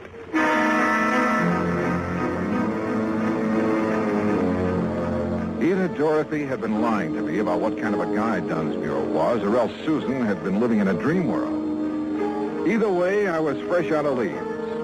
I headed back to Lieutenant Rico's office, hoping I'd find some there.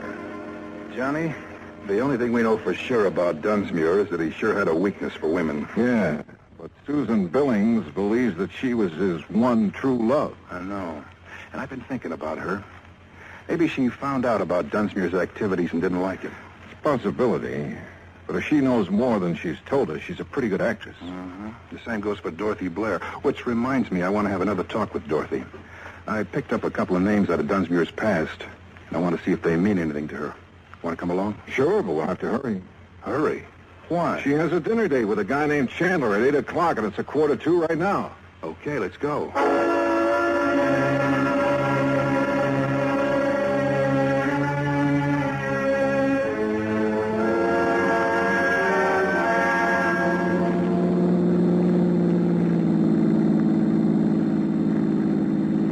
That's her apartment house right ahead. Wait a minute. Isn't that Dorothy coming out the front door? Yeah, with Chandler. Come on, we can still catch them. Hold it. What's the matter? Who'd you say he was? A friend of hers. His name is Chandler. I met him in her apartment this afternoon. Johnny, Remember when you came to see me today, I told you I had a murder case in my lap? I mean, before the Dunsmuir murder? Sure, a girl, Edith Summers.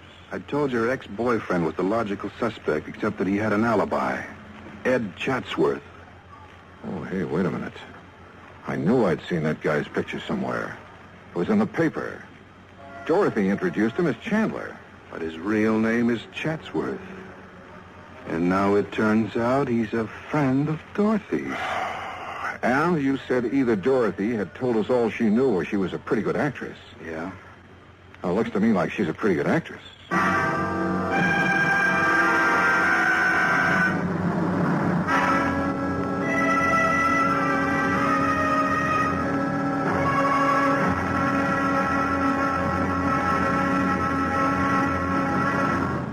Act 3 of yours truly, Johnny Dollar, in a moment. Act 3 of yours truly, Johnny Dollar, and the Model Picture Matter.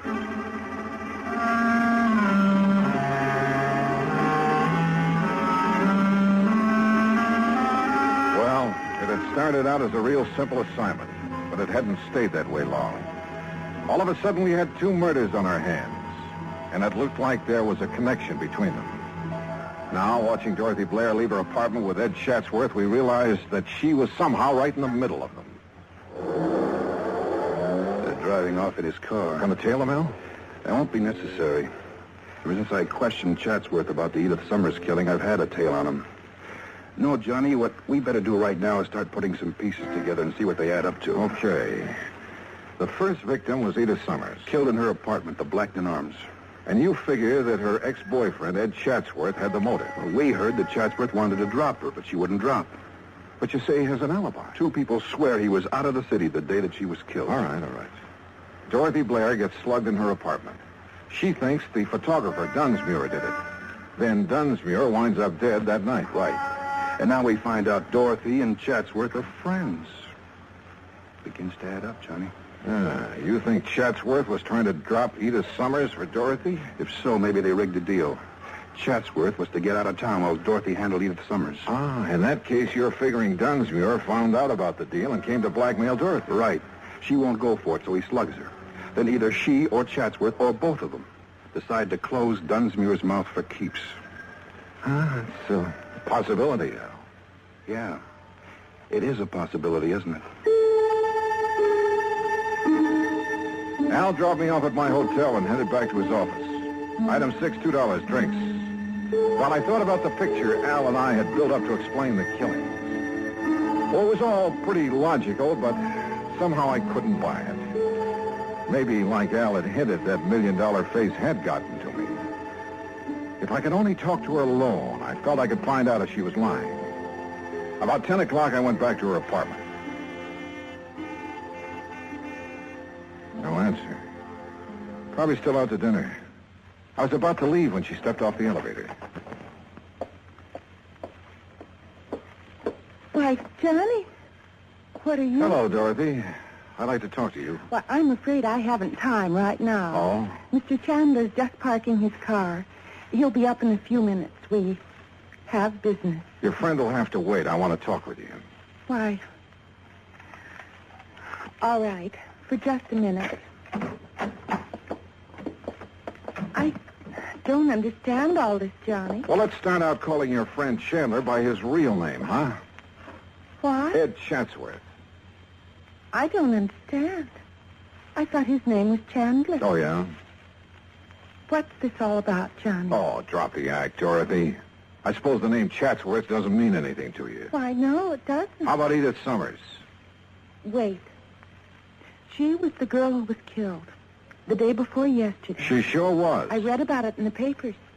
But I didn't know her, Johnny. You're sure you and Chatsworth didn't happen to arrange her death? Johnny. What's this all about? And your friend Dunsmuir, he wasn't by any chance trying to blackmail you? I don't know what you're talking about. Please, believe me. I didn't have anything to do with either of those killings. Johnny, I swear it. Okay, Dorothy. I guess I never could buy it. But I don't get this buddy-buddy routine, you and Ed Chatsworth. I only met Ed Chatsworth, or Chandler, as he called himself, yesterday. Let's have that again. That's right. He said he was organizing a big promotion and wanted to feature me in it. Why would he give you a line like that? I didn't realize it was a line. He sounded very convincing. He said he wanted to see some of my pictures to see if Pictures? Wait a minute. Those pictures Dunsmuir took of you. Ed's coming up any minute to see them. He wanted to see some outdoor shots, he said. When did Dunsmuir take those shots? The day before yesterday. The day Edith was killed. Where did he take them? We moved around from place to place. You still have the pictures? Right there on the table. Come on, let's take a look. Are these all that he took? As far as I know. Yeah. No, nothing here except you. Here, wait. This shot looks like the front of an apartment house. Part of the name in the picture. Black. Blackton Arms. The apartment where Edith was killed. Johnny, look. In the background. A man stepping out of the apartment house. Yeah, out of focus. Hard to... Hold it. What is it? Is there a service entrance to your apartment? Yes. Somebody just came in. Get down. I shoved her to the floor and hit the light switch. None too soon. I eased out my gun but couldn't see a thing. And I knew I had to locate him before he located us. There was a cigarette lighter on the coffee table. I heaved it toward the kitchen and my aim was pretty good. The flash of his gun pegged him for me. I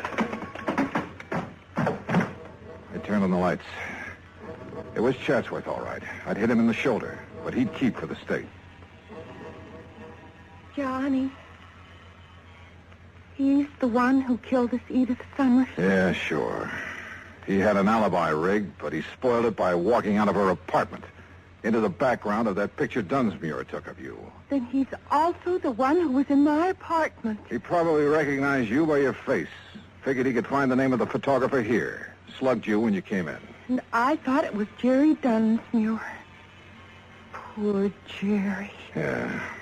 Well, I imagine when Chatsworth comes to, we'll find that he killed Dunsmuir to get the negative. He certainly wanted that picture. Yeah. Most pictures don't do people justice. But I guess this one will do him all right.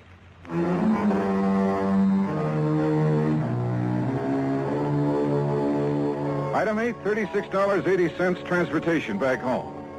Expense account total, $103 even. Remarks? Well, there's a little snapper to the story, Pat. You know, that picture Chatsworth was knocking himself out to get, he didn't realize it, but his face in the background was far too blurred to make an identification. Yours truly, Johnny Dollar.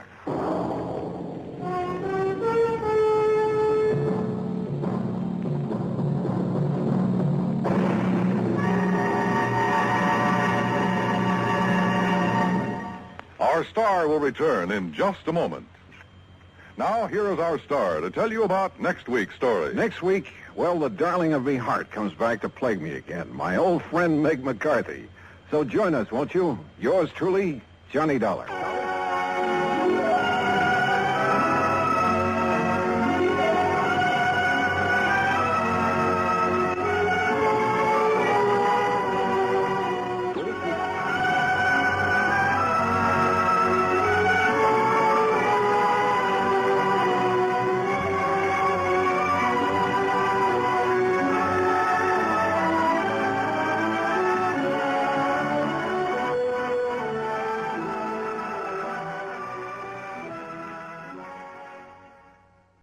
From Hollywood, it's time now for... Johnny Dollar. Pat McCracken, Johnny, Universal Adjustment Bureau. Well, hi, Pat. What's new? I've got a problem. This is new? Pat, every time you call me up, you've got a problem. What is it this time? Johnny, did you ever have any trouble getting rid of money? Getting rid of... Look, Pat, this is the thing I do best. Well, not so here. What do you mean? I got $25,000. I've been trying to give it away for 2 weeks, but I can't. Just a minute. Let me shake the phone. Huh? For a minute, I thought you said you were trying to give away $25,000 and couldn't. You heard me correctly. Boy, you have got a problem. I'll be right over.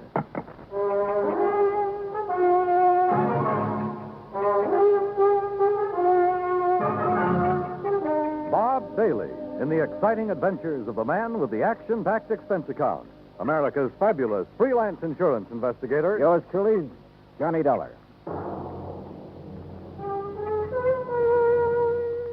And now, Act One of yours truly, Johnny Dollar.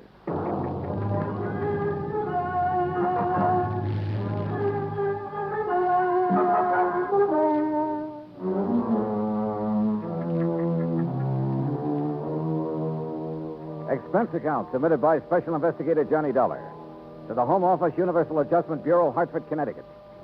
Following is an account of expenses incurred during my investigation of the Shy Beneficiary Matter.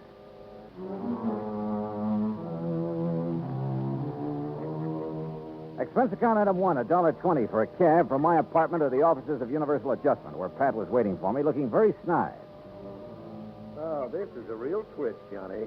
Usually beneficiaries are beating down my door to collect.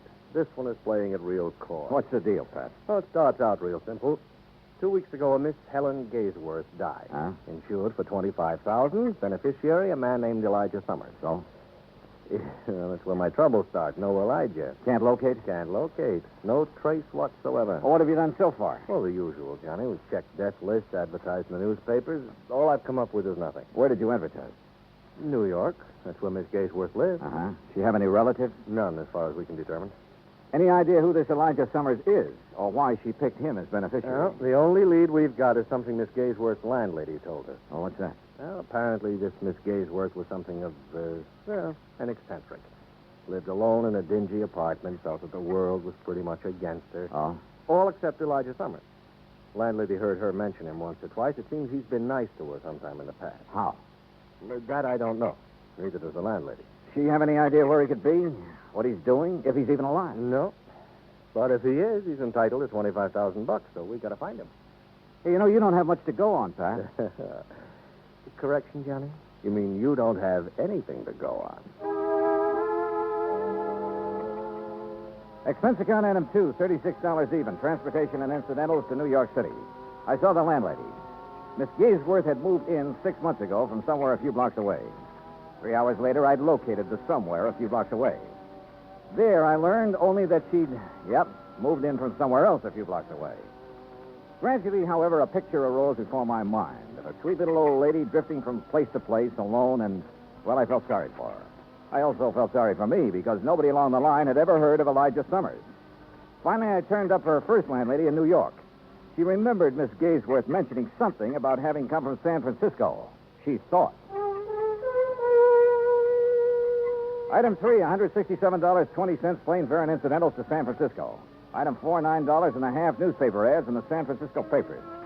Frankly, I wasn't very optimistic, but that's where I was wrong, because the very first day I got results.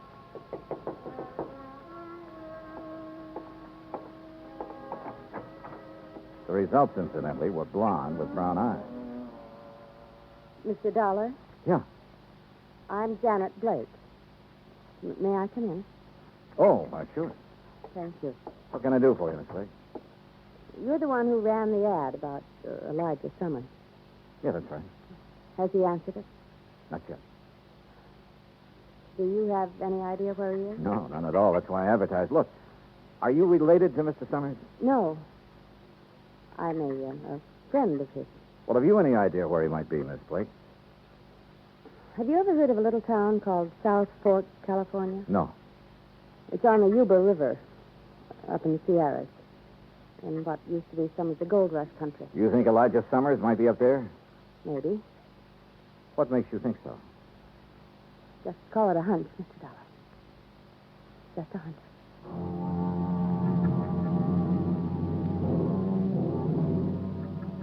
Item 5, $27.50, a rented car to take me to the town of South Fork. There was just enough inhabitants to keep it from being called a ghost town, a collection of ramshackle buildings at a fork in the river hemmed in all around by the mountain ranges. I looked up the local law, a big, beefy, slow-talking deputy sheriff named Rollins. Elijah Summers? Yeah, that's right. I'm looking for him. Well, who's I? My name's Dollar, Johnny Dollar, insurance investigator. Looking for Elijah Summers, huh? That's the general idea, yeah. Well, good luck, Dollar. What do you mean? I'll tell you. You find Elijah, you let me know, huh? Okay. Why? He's wanted for murder. Act Two of yours truly, Johnny Dollar, in a moment. Our flag now numbers 50 stars, and behind each star there stands yet another flag, representing one of the 50 states. Rhode Island's state flag is white with an anchor, first used as a colony symbol in 1647. The motto Hope was added in 1664, when the government was organized under a charter from King Charles II. A circle of 13 gold stars were added for the original 13 colonies. This is the flag of a unique colony and state which carried out a most noble experiment in freedom. The Royal Charter of 1663 reads, "To hold forth a lively experiment, that a most flourishing state may stand and best be maintained with full liberty and religious concernment." Rhode Island's state flag, the flag of the 13th state to enter the Union, was adopted on May 19th, 1897. And now, Act Two of yours truly, Johnny Dollar, and the Shy Beneficiary Matter.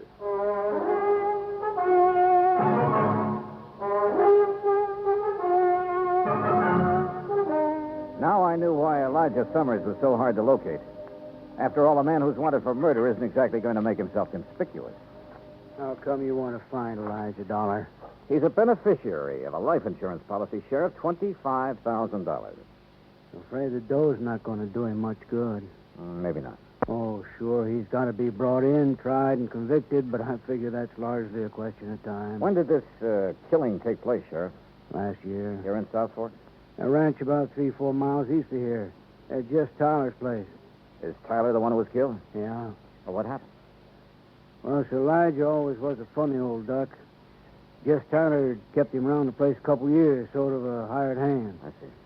Now, from what we could piece together, Elijah and Jess got in an argument about some work Elijah wasn't doing very good. Elijah went plumb crazy, shot Jess, and took off in the hills. I see.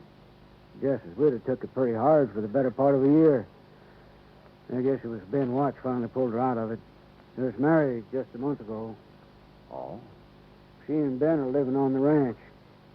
Straight out of town to the east, up on a rise. Okay. Can't miss it. Figure on going out there. Yeah, I thought I might. You any idea where Elijah might have gone? Matter of fact, I got a pretty good idea. Yeah? Over the next range of mountains is a place called Tough Luck Canyon. A couple of hermits in there panning gold. Gold? Well, they get maybe $3-4 worth a day. Enough to live on. Now, I got me a hunch Elijah's holed up somewhere in there. Have you been up there after him? 2-3 times. Well? Well, someone's got to be careful. That Elijah's a mean shot with a 30-30. Jess Tyler found that out.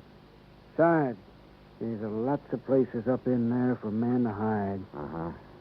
So you've given up on him? Dollar, I don't give up on no man. Elijah stays up there long enough, he's going to get careless. One of these times I go up there, I'll get him. I got into my car and drove out to the Tyler Ranch where his widow Clara and her new husband Ben Watts were living. They were expecting me. Sheriff Rollins phoned us you were coming, Mr. Dollar. I doubt if there's much we can add to what he's already told you about Elijah and the killing. Well, I'm sure you don't enjoy talking about it, Mrs. Watts, but I don't mind any more, Mr. Dollar. Time has a way of taking care of most things. Of course, I still can't help feeling sort of bitter about Elijah. But I also can't help feeling sorry for him. Yeah, sure, I understand. I gather that Mr. Tyler always treated Elijah pretty well. Yes, he did. It kept him around here when it really didn't pay to. Uh-huh. Then how could Elijah turn on him that way? Well, Elijah was always pretty unpredictable, I guess. No one really knows what the argument was about. Mr. Watts, how would I get to Tough Luck Canyon? You? You mean you're going after Elijah? I'd like to try. I don't think that's a very good idea, Mr. Dollar. Probably not. But why not? Could be dangerous for you. Maybe. And why do it? My job. I've been thinking about Elijah a lot lately. An old man like that somewhere up in that canyon out in the open, in the cold. It just isn't right. Yeah, well, anyway, how do I get there? As the road takes off a mile or so from here, you'll see it marked. Winds up through the mountains to about 3 hours' hike from Tough Luck Canyon. Okay, thanks. Just one thing, Mr. Dollar. This Elijah, he's a good shot. I know. Yeah, so do I. Put a 30-30 slug in my shoulder once. When was that? Night of the killing. I was living on the next ranch over at the time. I was one of them that took off after him. He winged me from 200 yards. Oh? I tell you for a fact, Mr. Dollar, he can shoot fast, he can shoot straight. With those cheerful words from Ben Watts ringing in my ear, I drove back to town. Item 6, $35.40 for some camping equipment. I figured I'd be spending a couple of nights out in the open. I found the so-called road they told me about. Finally, it just sort of petered out among the trees and rocks up near the timberline. I started hoofing it. 3 hours later, I was over the ridge and working my way down the western slope of Tough Luck Canyon. Suddenly, I stopped. Yeah, somebody was trailing me. I crouched behind some brush and waited. Then I lunged. Hey, wait a minute. You're the girl who answered my ad about Elijah in San Francisco. Mr. Dollar. Janet. Janet Blake, isn't it?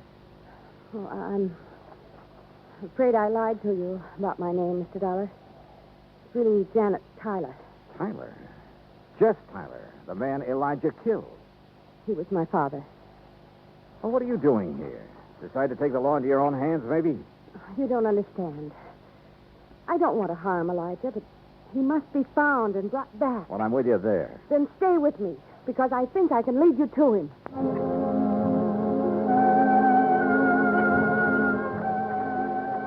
Look, Janet, we're nearly at the upper end of this canyon.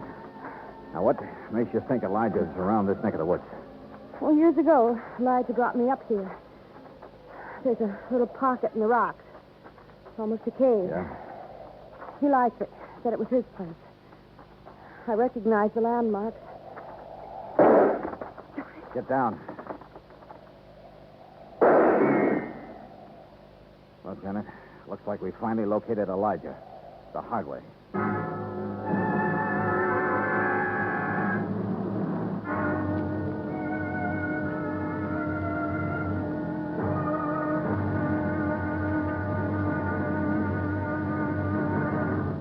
Act 3 of yours truly, Johnny Dollar, in a moment. It is a very well-known fact that symbols are important to men everywhere. Whether they be symbols of country, religion, or honor, they're a cherished part of the culture and tradition of all peoples. As in almost all countries of the world, the people of Spain are very religious. And in the Spanish town of Vendrell, the people were having difficulty with a symbol. A 300-pound angel sitting on top of a 150-foot church steeple. The angel had been there since 1784 and needed repairs to keep it from falling down on the heads of the parishioners. But 150 feet is a long way up, and 300 pounds are a lot of weight to bring down. Now, there was a great deal of head-scratching over the problem until someone casually mentioned the problem to someone else who happened to be stationed at the United States Air Force Base in Zaragoza, Spain. It wasn't long before visions of a helicopter came to mind. Because Americans like to help other people everywhere, the Air Force whirlybird lifted the angel from the church steeple, brought it down for repairs, and later returned it to its perch. So grateful were the people of Vendrell for this act of friendly cooperation that they held a mass celebration of American Day to show their appreciation. Television and newsreels carried the story of kindness. So did the newspapers and magazines throughout Spain. This gesture on the part of the United States Air Force created a new symbol, a symbol of friendship and understanding. It became a symbol of freedom, the right of all men everywhere. And now, Act 3 of yours truly, Johnny Dollar, and the Shy Beneficiary Matter.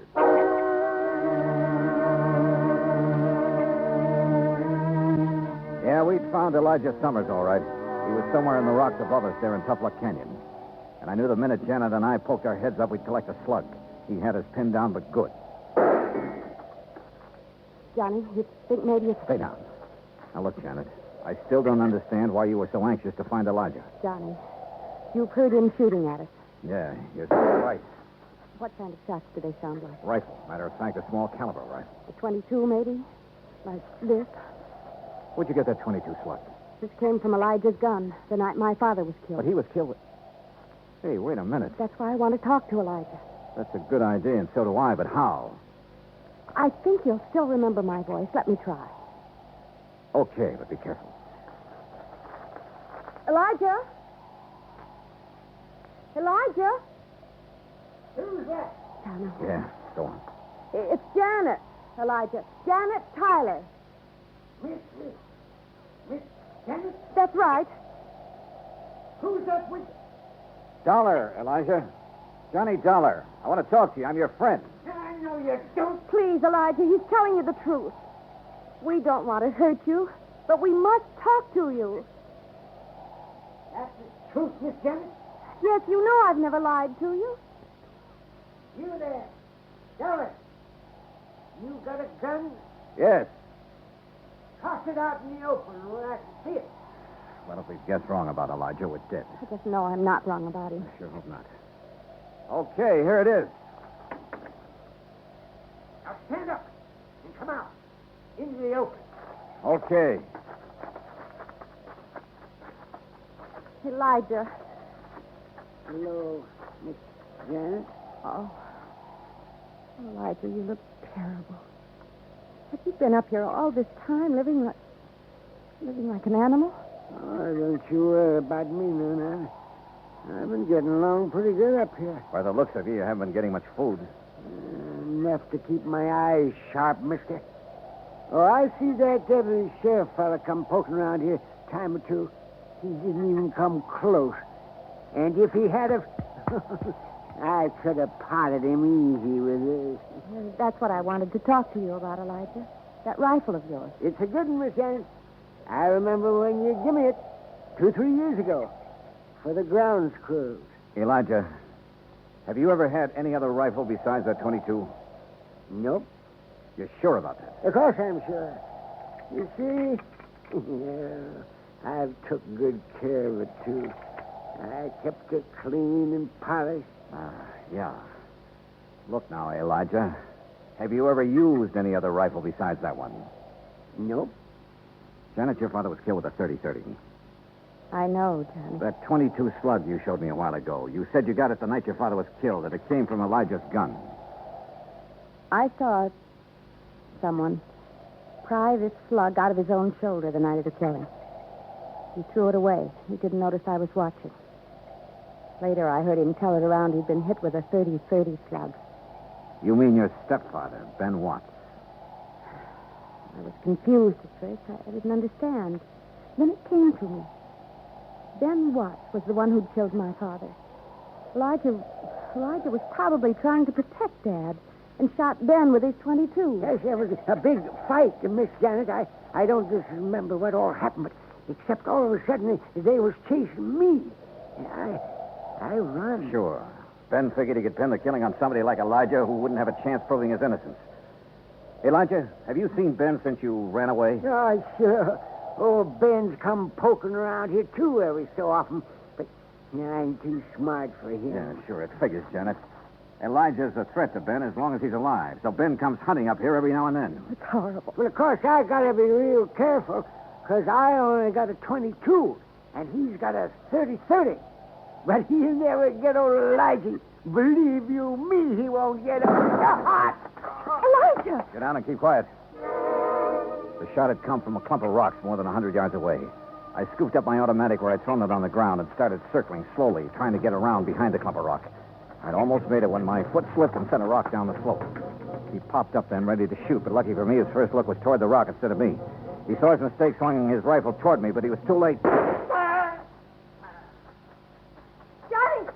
Johnny! Yeah, right here, Janet. How's Elijah? Shoulder. He's all right, though. Johnny? Yeah, it's Ben Watts, all right. Is he still alive? Oh, yeah, he'll keep. Long enough.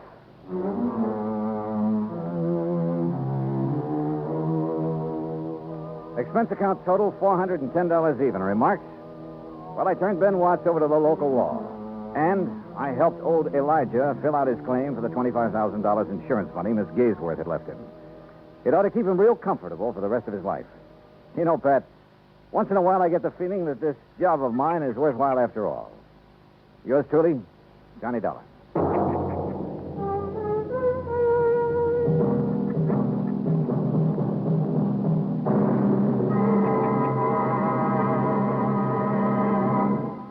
Our star will return in just a moment. Our flag now numbers 50 stars. And behind each star there stands yet another flag representing one of the 50 states. Alabama's state flag is white with a crimson cross of St. Andrew, the symbol of the Confederacy and the national flag of Scotland. Alabama's state capital, Montgomery, served as the first capital of the Confederacy, and it was on the steps of its Capitol building that Jefferson Davis took the oath of office as President of the Confederated States of America.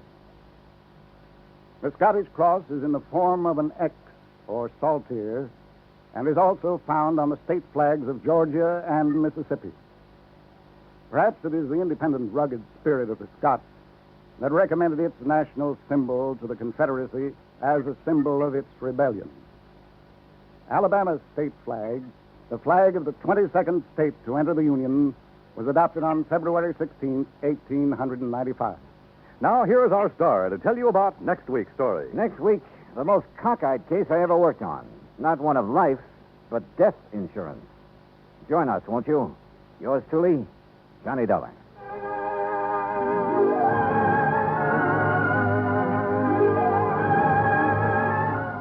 Yours truly, Johnny Dollar, starring Bob Bailey, originates in Hollywood. Written by Robert Rice, it is produced and directed by Jack Johnstone. Heard in our cast were Virginia Gregg, Jeanette Nolan, Larry Dobkin, Jack Crucian, Russell Thorson, and Howard McNear. Be sure to join us next week, same time and station, for another exciting story of Yours truly, Johnny Dollar. This is Dan Cubberly speaking.